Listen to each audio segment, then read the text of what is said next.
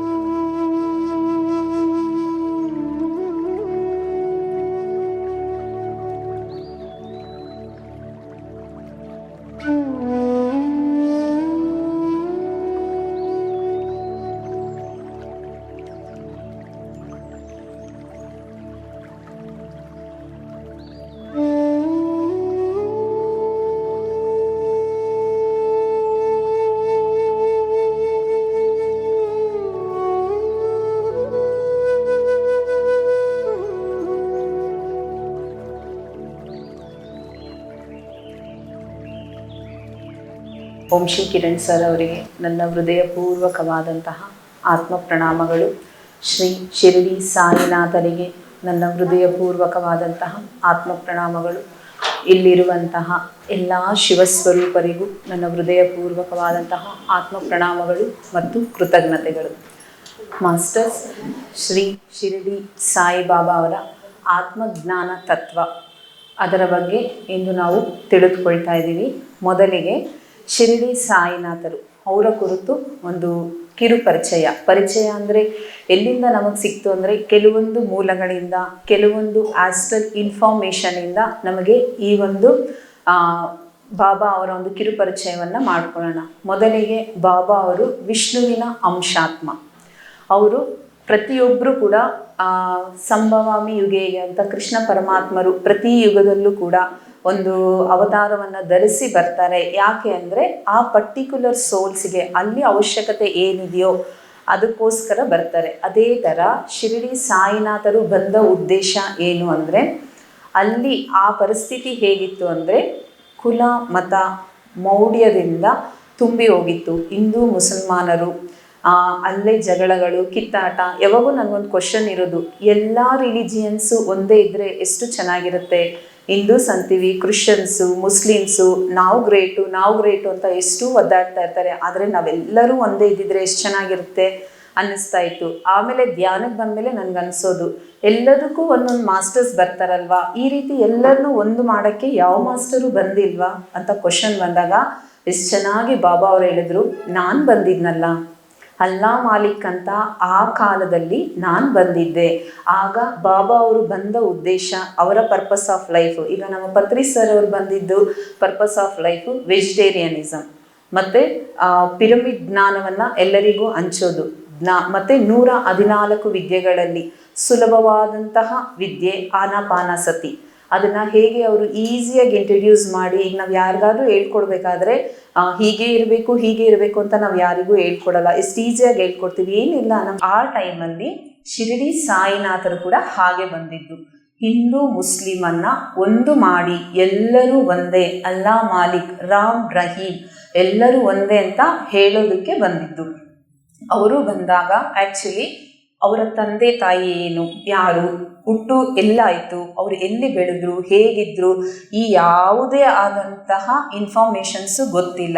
ಅವರನ್ನು ಕೇಳಿದಾಗ ಅವರೊಂದೇ ಹೇಳ್ತಾರೆ, ನನ್ನ ತಂದೆ ಪರಮಾತ್ಮ, ನನ್ನ ತಾಯಿ ಮಾಯೆ, ಇದ್ರ ಮೇಲೆ ನೀವು ಏನನ್ನ ಬೇಕಾದರೂ ಕೇಳ್ಕೊಳ್ಳಿ, ಯಾವುದೇ ಥರದ ಭವಬಂಧನಗಳು ನನಗಿಲ್ಲ.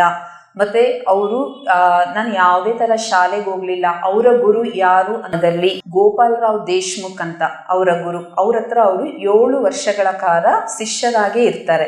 ಅವರು ಶ್ರೀ ಸಾಕ್ಷಾತ್ ವೆಂಕಟೇಶ್ವರನ ಸ್ವರೂಪ. ಅದಕ್ಕೆ ಅವ್ರು ಯಾವಾಗೂ ಅವರ ಗುರುಗಳನ್ನ ವೆಂಕೂಸ ಅಂತ ಕರೀತಾರೆ.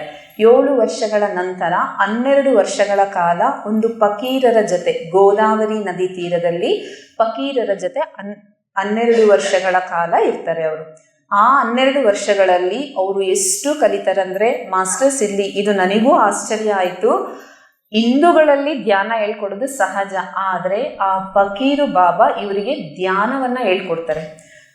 ಗುರುವಿನ ಮಹತ್ವದ ಬಗ್ಗೆ ಅವರು ತುಂಬ ಪ್ರೌಡಾಗಿ ಹೇಳ್ತಾರೆ. ಬಾಬಾ ಅವರೇನು ಅಂದರೆ, ಆ ಗುರುವಿಂದನೇ ನಾನು ಕಂಪ್ಲೀಟು ಧ್ಯಾನವನ್ನು ಕಲಿತೆ. ನನ್ನ ತಂದೆ ತಾಯಿ, ಸಂಸಾರ, ಸ್ನೇಹಿತರು ಇವೆಲ್ಲವನ್ನು ಮೀರಿದಂತಹ ಒಂದು ಅಟ್ಯಾಚ್ಮೆಂಟಿಂದ ನಾವು ಹೊರಗಡೆ ಬಂದು ಆತ್ಮಕ್ಕೆ ಅನುಸಂಧಾನವಾಗಬಹುದು ಅನ್ನೋದನ್ನು ನನಗೆ ಕಲಿಸ್ಕೊಟ್ಟಿದ್ದು ಕಂಪ್ಲೀಟಾಗಿ ಆ ಫಕೀರು ಬಾಬಾ ಅಂತ ಹೇಳ್ತಾರೆ ಬಾಬಾ ಅವರು. ಮತ್ತು ಬಾಬಾ ಅವರು ಹೇಳ್ತಾ ಇದ್ದಾರೆ, ಈ ಒಂದು ಚೈತನ್ಯ ಅನ್ನೋದು ಒಂದು ಗುಹೆ. ಆ ಗುಹೆ ಒಳಗಡೆ ಯಾರು ಹೋಗ್ತೀವೋ ಯಾರು ಆ ಗುಹೆಯಿಂದ ಹೊರಗಡೆ ಬರಲ್ಲ. ನಾವೇ ಒಂದು ಚೈತನ್ಯವಾಗಿ ಮಾರ್ಪಾಡಾಗ್ತೀವಿ. ಇದನ್ನು ನನಗೆ ಕಲಿಸಿದ್ದು ನನ್ನ ಗುರುಗಳು ಗೋಪಾಲರಾವ್ ದೇಶ್ಮುಖ್ ಮತ್ತು ಆ ಫಕೀರು ಬಾಬಾ. ಮತ್ತು ಬಾಬಾ ಅವರು ಬಂದು ಎಷ್ಟು ಸಿಂಪಲ್ ಆಗಂದರೆ, ಅವ್ರಿಗೆ ಕಂಪ್ಲೀಟಾಗಿ ಕನ್ಫ್ಯೂಷನ್ ಆಗೋದು, ಇವರು ಯಾರು, ಏನಕ್ಕೆ ಬಂದಿದ್ದಾರೆ, ಯಾವ ಒಂದು ಏನನ್ನು ಚೇಂಜ್ ಮಾಡೋಕ್ಕೆ ಬಂದಿದ್ದಾರೆ, ಯಾವ ಪರಿಸ್ಥಿತಿಯಿಂದ ಬಂದಿದ್ದಾರೆ ಅನ್ನೋದು ಯಾವಾಗೂ ಪ್ರತಿಯೊಬ್ಬರಿಗೂ ಪ್ರಶ್ನೆ ಇರೋದು. ಈಗ ಯಾವುದೇ ಒಂದು ಮಾಸ್ಟರ್ ಅಂದಿದ ತಕ್ಷಣ ಕಾಮನ್ ಆಗಿ ನಾವೇನು ಯೋಚನೆ ಮಾಡ್ತೀವಿ, ಇವ್ರು ಯಾರು, ಎಲ್ಲಿಂದ ಬಂದಿದ್ದಾರೆ, ಇವ್ರ ಗುರುಗಳು ಯಾರು, ಅಥವಾ ಇವರ ತಂದೆ ತಾಯಿ ಅವ್ರಿಗೇನಾದರೂ ಇದ್ರ ಬಗ್ಗೆ ನಾಲೆಜ್ ಇದೆಯಾ, ಇವೆಲ್ಲ ಹೇಗೆ ನೋಡ್ತೀವಿ. ಅದೇ ಥರ ಬಾಬಾನ ಯಾರಾದರೂ ಆ ರೀತಿ ಹುಡ್ಕೊಂಡು ಹೋದರೆ, ಬಾಬಾ ಅವ್ರನ್ನ ಅಗ್ನಿ ಮೆಡಿಟೇಷನ್ ಅಂದರೆ ಅಗ್ನಿ ಯೋಗ ಅವ್ರು ಮಾಡ್ತಾ ಇದ್ದಿದ್ದು. ಕ್ಲೀನಾಗಿ ಅವರನ್ನು ಜೊತೆಲಿ ಕೂರಿಸ್ಕೊಳ್ಳೋರಂತೆ. ಬಾ ನಾನು ಯಾರು ಅಂತ ಹೇಳ್ಕೊಡ್ತೀನಿ, ನಿನಗೆ ತುಂಬ ಇಂಟ್ರೆಸ್ಟ್ ಇದೆಯಾ ನಾನು ಯಾರು ಅಂತ ತಿಳ್ಕೊಳ್ಳೋಕ್ಕೆ, ಬಾ ನಾನು ಹೇಳ್ಕೊಡ್ತೀನಿ ಅಂತ ಅವರು ಜೊತೆಲಿ ಕೂರಿಸ್ಕೊಳ್ಳೋರಂತೆ. ಕೂರಿಸ್ಕೊಂಡು 11 ಡೇಸು 8 ಡೇಸು ಆ ಥರ ಅವ್ರ ಜೊತೆಲಿ ಅಗ್ನಿನೇ ನೋಡಿ, ಏನೂ ಮಾಡಬೇಡ, ಜಸ್ಟ್ ನಿನ್ನ ಕಣ್ಣಲ್ಲಿ ಆ ಅಗ್ನಿನ ನೋಡ್ತಾ ಇರೋ ಅಂತ ಆ ರೀತಿ ಮೆಡಿಟೇಷನ್ ಮಾಡಿಸೋರಂತೆ. ಅಂದರೆ ಮಂತ್ರ, ಪ್ರಾರ್ಥನೆ, ಜಪ ಇದೆಲ್ಲ ಇರಲಿಲ್ವಾ? ಇವಾಗ ಬಾಬಾ ಅಂದಿದ ತಕ್ಷಣ ಬಾಬಾ ಆರತಿಗಳಿರಬಹುದು, ಅಥವಾ ಬಾಬಾಗೆ ಇಷ್ಟ ಆಗಿರೋ ಸ್ವೀಟು, ರೆಡ್ ರೋಸು ಇದೆಲ್ಲ ನಾವು ತಗೊಳ್ತೀವಿ. ಆದರೆ ನಿಜವಾಗ್ಲೂ ಬಾಬಾ ಸಚ್ಚರಿತ್ರೆಯಲ್ಲೂ ನೀವು ನೋಡಬಹುದು, ಬಾಬಾ ಅವರು ಬಂದು ಧ್ಯಾನಕ್ಕೆ ಪ್ರಾವಿನೆನ್ಸ್ ಕೊಡೋರು. ಅವರು ಯಾವುದೇ ಥರ ಮತಭೇದವಿಲ್ಲದೆ ಧ್ಯಾನವನ್ನು ಪ್ರಚಾರ ಮಾಡಿದಂತಹ ಮಹಾನುಭಾವ ಶಿರಡಿ ಸಾಯಿನಾಥರು. ಅವ್ರಿಗೊಂದು ಗಟ್ಟಿಯಾದ ಚಪ್ಪಾಳೆ ಮಾಸ್ಟರ್ಸ್.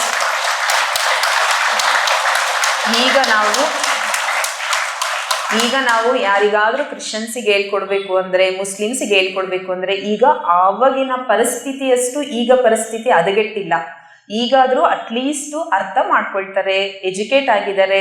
ಈಗ ನಾವು ಯಾರಿಗಾದ್ರೂ ಧ್ಯಾನ ಹೇಳ್ಕೊಡ್ಬೇಕಂದ್ರೆ ಜೀಸಸ್ನೇ ಇನ್ವೈಟ್ ಮಾಡ್ಕೊಳ್ಳಿ ಅಂತೀವಿ, ಅಲ್ಲಾನ ಇನ್ವೈಟ್ ಮಾಡ್ಕೊಳ್ಳಿ ಅಂತೀವಿ. ಆದರೆ ಆಗಿನ ಮತಮೌಢ್ಯ ಹೇಗಿತ್ತು, ಎಷ್ಟು ಭಯಂಕರವಾಗಿತ್ತು, ಅಂಥ ಸಂದರ್ಭದಲ್ಲಿ ಬಾಬಾ ಅವರು ಬಂದು ಅವರನ್ನ ಒಂದು ಮಾಡೋಕ್ಕೆ ನೋಡಿದ್ರು. ಅವರ ವೇಷಭೂಷಣೆ ಫಕೀರನದು, ಬಾಯಲ್ಲಿ ಬರ್ತಾ ಇದ್ದಿದ್ದು ಅಲ್ಲಾ ಮಾಲಿಕ್, ಇರ್ತಾ ಇದ್ದಿದ್ದು ಮಸೀದಿಯಲ್ಲಿ. ಆದರೆ ಒಳಗಡೆ ಅಗ್ನಿದುನಿ ಇರೋದು, ಹೊರಗಡೆ ತುಳಸಿಯ ಬೃಂದಾವನ ಇರೋದು. ಈ ರೀತಿ ಒಂದು ಗ್ರೇಟ್ ಒಂದು ಪ್ರಣಾಳಿಕೆನ ಹಾಕೊಂಡ್ಬಂದವರು ಶಿರಡಿ ಸಾಯಿನಾಥರು ಮತ್ತೆ ಮಹಾವಿಷ್ಣುವಿನ ಅಂಶಾತ್ಮ. ಇವಾಗ ನಮ್ಗೆಲ್ಲರಿಗೂ ಡೌಟ್ ಬರ್ಬೋದು, ಅವರು ಕಾರ್ಯಕಾರಣದಿಂದ ಬಂದಿರುವಂತಹ ದೈವಾಂಶ ಸಂಭೂತ್ರಲ್ವಾ, ಅವ್ರಿಗೇನ್ ಪ್ರಾಬ್ಲಮ್ ಇರುತ್ತೆ, ಅವ್ರೆಲ್ಲಾ ತರ ಮ್ಯಾಜಿಕ್ ಮಾಡ್ತಾ ಇದ್ರಲ್ಲ. ಮತ್ತೆ ಬಾಬಾ ಅವ್ರು ಇನ್ನೊಂದು ಮಾತು ಹೇಳ್ತಾರೆ, ಹೌದು ನನಗೆ ಸಿದ್ಧಿ ಇತ್ತು, ನಾನು ಕಲ್ತಿದ್ದು ಬ್ರಹ್ಮವಿದ್ಯೆ, ನಾನು ಸಂಪಾದಿಸಿದ್ದು ಆತ್ಮಜ್ಞಾನ, ನನಗೆ ಸಿದ್ಧಿ ಇತ್ತು. ಏನಕ್ಕೆ ಅಂದರೆ ಕೇವಲ ಪ್ರಜೆಗಳನ್ನ ಧ್ಯಾನಕ್ಕೆ ತರುವುದಕ್ಕೋಸ್ಕರ ಮಾತ್ರ ನಾನು ಯೂಸ್ ಮಾಡ್ತಾ ಇದ್ದೆ. ಈಗ ಏನೋ ಒಂದು ಮ್ಯಾಜಿಕ್ ಇದೆ, ಈಗ ಒಂದು ಮಾಸ್ಟರ್ ಬರ್ತಾರೆ, ಅವ್ರ ಆರ ಟಚ್ ಆದ್ರೇನೆ ಎಷ್ಟೋ ಚೆನ್ನಾಗಾಗುತ್ತಂತೆ. ಯಾರೋ ಗುರುಗಳು ಬರ್ತಾ ಇದ್ದಾರೆ, ಅವ್ರನ್ನ ಮೀಟ್ ಮಾಡಿದ್ರೇನೆ ನಮ್ಮ ಕಾಯಿಲೆಗಳೆಲ್ಲ ಹೋಗುತ್ತಂತೆ ಅಂದ್ರೆ ತಾನೇ ನಾವು ಹೋಗ್ತೀವಿ. ಅದಕ್ಕೋಸ್ಕರ ಮಾತ್ರ ನಾನು ಕೇವಲ ಯೂಸ್ ಮಾಡ್ತಾ ಇದ್ದೆ. ಆದರೆ ನನ್ನ ನಿಜವಾದ ಉದ್ದೇಶ ಏನು ಅಂದರೆ ಆತ್ಮಜ್ಞಾನವನ್ನು ನೀಡೋದು. 50 ವರ್ಷಗಳ ಕಾಲ ಅವರು ಶಿರಡಿಯಲ್ಲೇ ಇದ್ದು ಧ್ಯಾನ ಸಾಧನೆ ಮಾಡಿದ್ರು. ಕೊನೆಯ 10 ವರ್ಷಗಳಲ್ಲೇ ಇಡೀ ಪ್ರಪಂಚಕ್ಕೆಲ್ಲ ಗೊತ್ತಾಗಿದ್ದು ಅವರೊಳಗಡೆ ಇರುವಂತಹ ಮಹಾತ್ಮ. ಆದರೆ ಆ 50 ವರ್ಷಗಳ ಧ್ಯಾನ ಸಾಧನೆ ಸೇಮ್ ನಾವೆಲ್ಲರೂ ಹೇಗೆ ಮಾಡ್ತಾ ಇದ್ವೋ ಇದೇ ಥರನೇ ಮಾಡ್ತಾ ಇದ್ರು. ಲಾಸ್ಟ್ 10 ವರ್ಷದಲ್ಲಿ 60 ವರ್ಷ, ಆ 10 ವರ್ಷದಲ್ಲಿ ಮಾತ್ರ ಶಿರಡಿ ಅನ್ನುವಂತಹ ಒಂದು ಪುಟ್ಟ ಗ್ರಾಮ ಇಂದಿನ ದಿನ ವಿಶ್ವವಿಖ್ಯಾತವಾಗಿ ಬೆಳೆದಿರುವಂತಹ ದೊಡ್ಡ ಶಿರಡಿಯಾಗಿ ಮಾರ್ಪಾಡಾಗಿದ್ದು. ಇದು ಬಾಬಾ ಅವರ ಒಂದು ಮಾಧವನಿಂದ ಮಾನವನಿಂದ ಮಾಧವನಾಗಿ ಹೇಗೆ ಆಗಬೇಕು ಅನ್ನಂತಹ ಬಾಬಾ ಅವರ ಒಂದು ಕಿರು ಪರಿಚಯ ಇದು.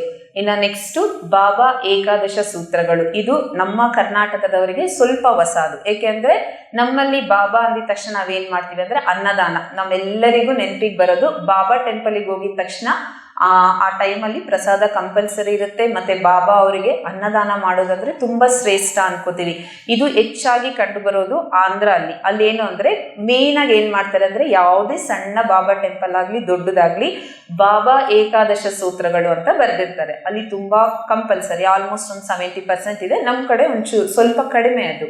ಅಲ್ಲಿ ಏಕಾದಶ ಸೂತ್ರಗಳು ಅಂದರೆ ಇದು ಎಲ್ಲಿಂದ ಬಂತು ಅಂದರೆ ಬಾಬಾ ಅವರು ಆಡ್ತಾ ಇದ್ದಿದ್ದ ಮಾತುಗಳು ನಮಗೆ ನಾವು ಅರ್ಥ ಆಗೋ ಥರ ಹೇಳಬೇಕು ಅಂದರೆ, ಈಗ ಪತ್ರಿ ಸರ್ ಏನು ಹೇಳ್ತಾ ಇದ್ರು, ಹಿಂಸಾ ಚೋಡೋ ಹಂಸ ಪಕಡೋ ಅನ್ನೋರು. ಸೊ ಇದು ನಮ್ಮೆಲ್ಲರಿಗೂ ಗೊತ್ತು. ಇದು ಹೇಳಿದ ತಕ್ಷಣ ಟಕ್ ಅಂತ ನಮ್ಮ ಮೈಂಡಿಗೆ ಏನು ಬರುತ್ತೆ, ಇದು ನಮ್ಮ ಪತ್ರಿ ಸರ್ ಹೇಳಿದ್ದು ಅಂತ ಬರುತ್ತೆ.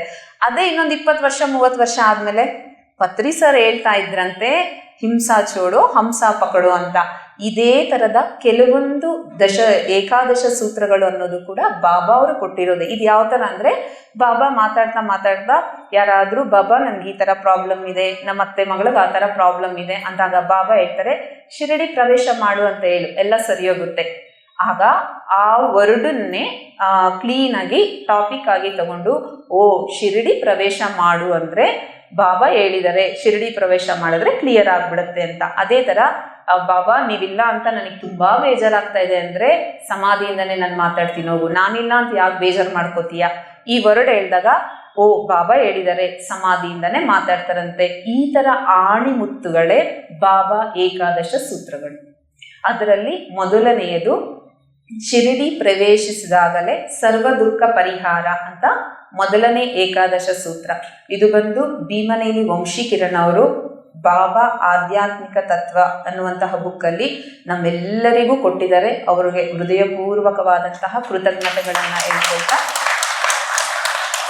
ಈ ದಿನದ ಈ ಮೊದಲನೇ ತತ್ವವನ್ನು ಸ್ಟಾರ್ಟ್ ಮಾಡೋಣ ಮಾಸ್ಟರ್ಸ್. ಶಿರಡಿ ಪ್ರವೇಶವೇ ಸರ್ವ ದುಃಖ ಪರಿಹಾರ ಅಂತ ಇದೆ ಮೊದಲನೇದು. ಶಿರಡಿ ಪ್ರವೇಶ ಮಾಡಿದ ತಕ್ಷಣನೇ ನಮ್ಮ ದುಃಖಗಳೆಲ್ಲ ಹೋಗುತ್ತಾ? ಎಷ್ಟು ಜನ ಇಲ್ಲಿರೋರಲ್ಲಿ ಶಿರಡಿ ಪ್ರವೇಶ ಮಾಡಿದ್ದೀವಿ? ನಿಮ್ಮ ಯಾರಿಗೂ ಈಗ ದುಃಖ ಬಂದಿಲ್ವಾ? ಒಂದು ಸತಿನೋ ಲೈಫಲ್ಲಿ ಇವತ್ತಿಲ್ವಾ? ಕಷ್ಟಗಳಿಲ್ವಾ?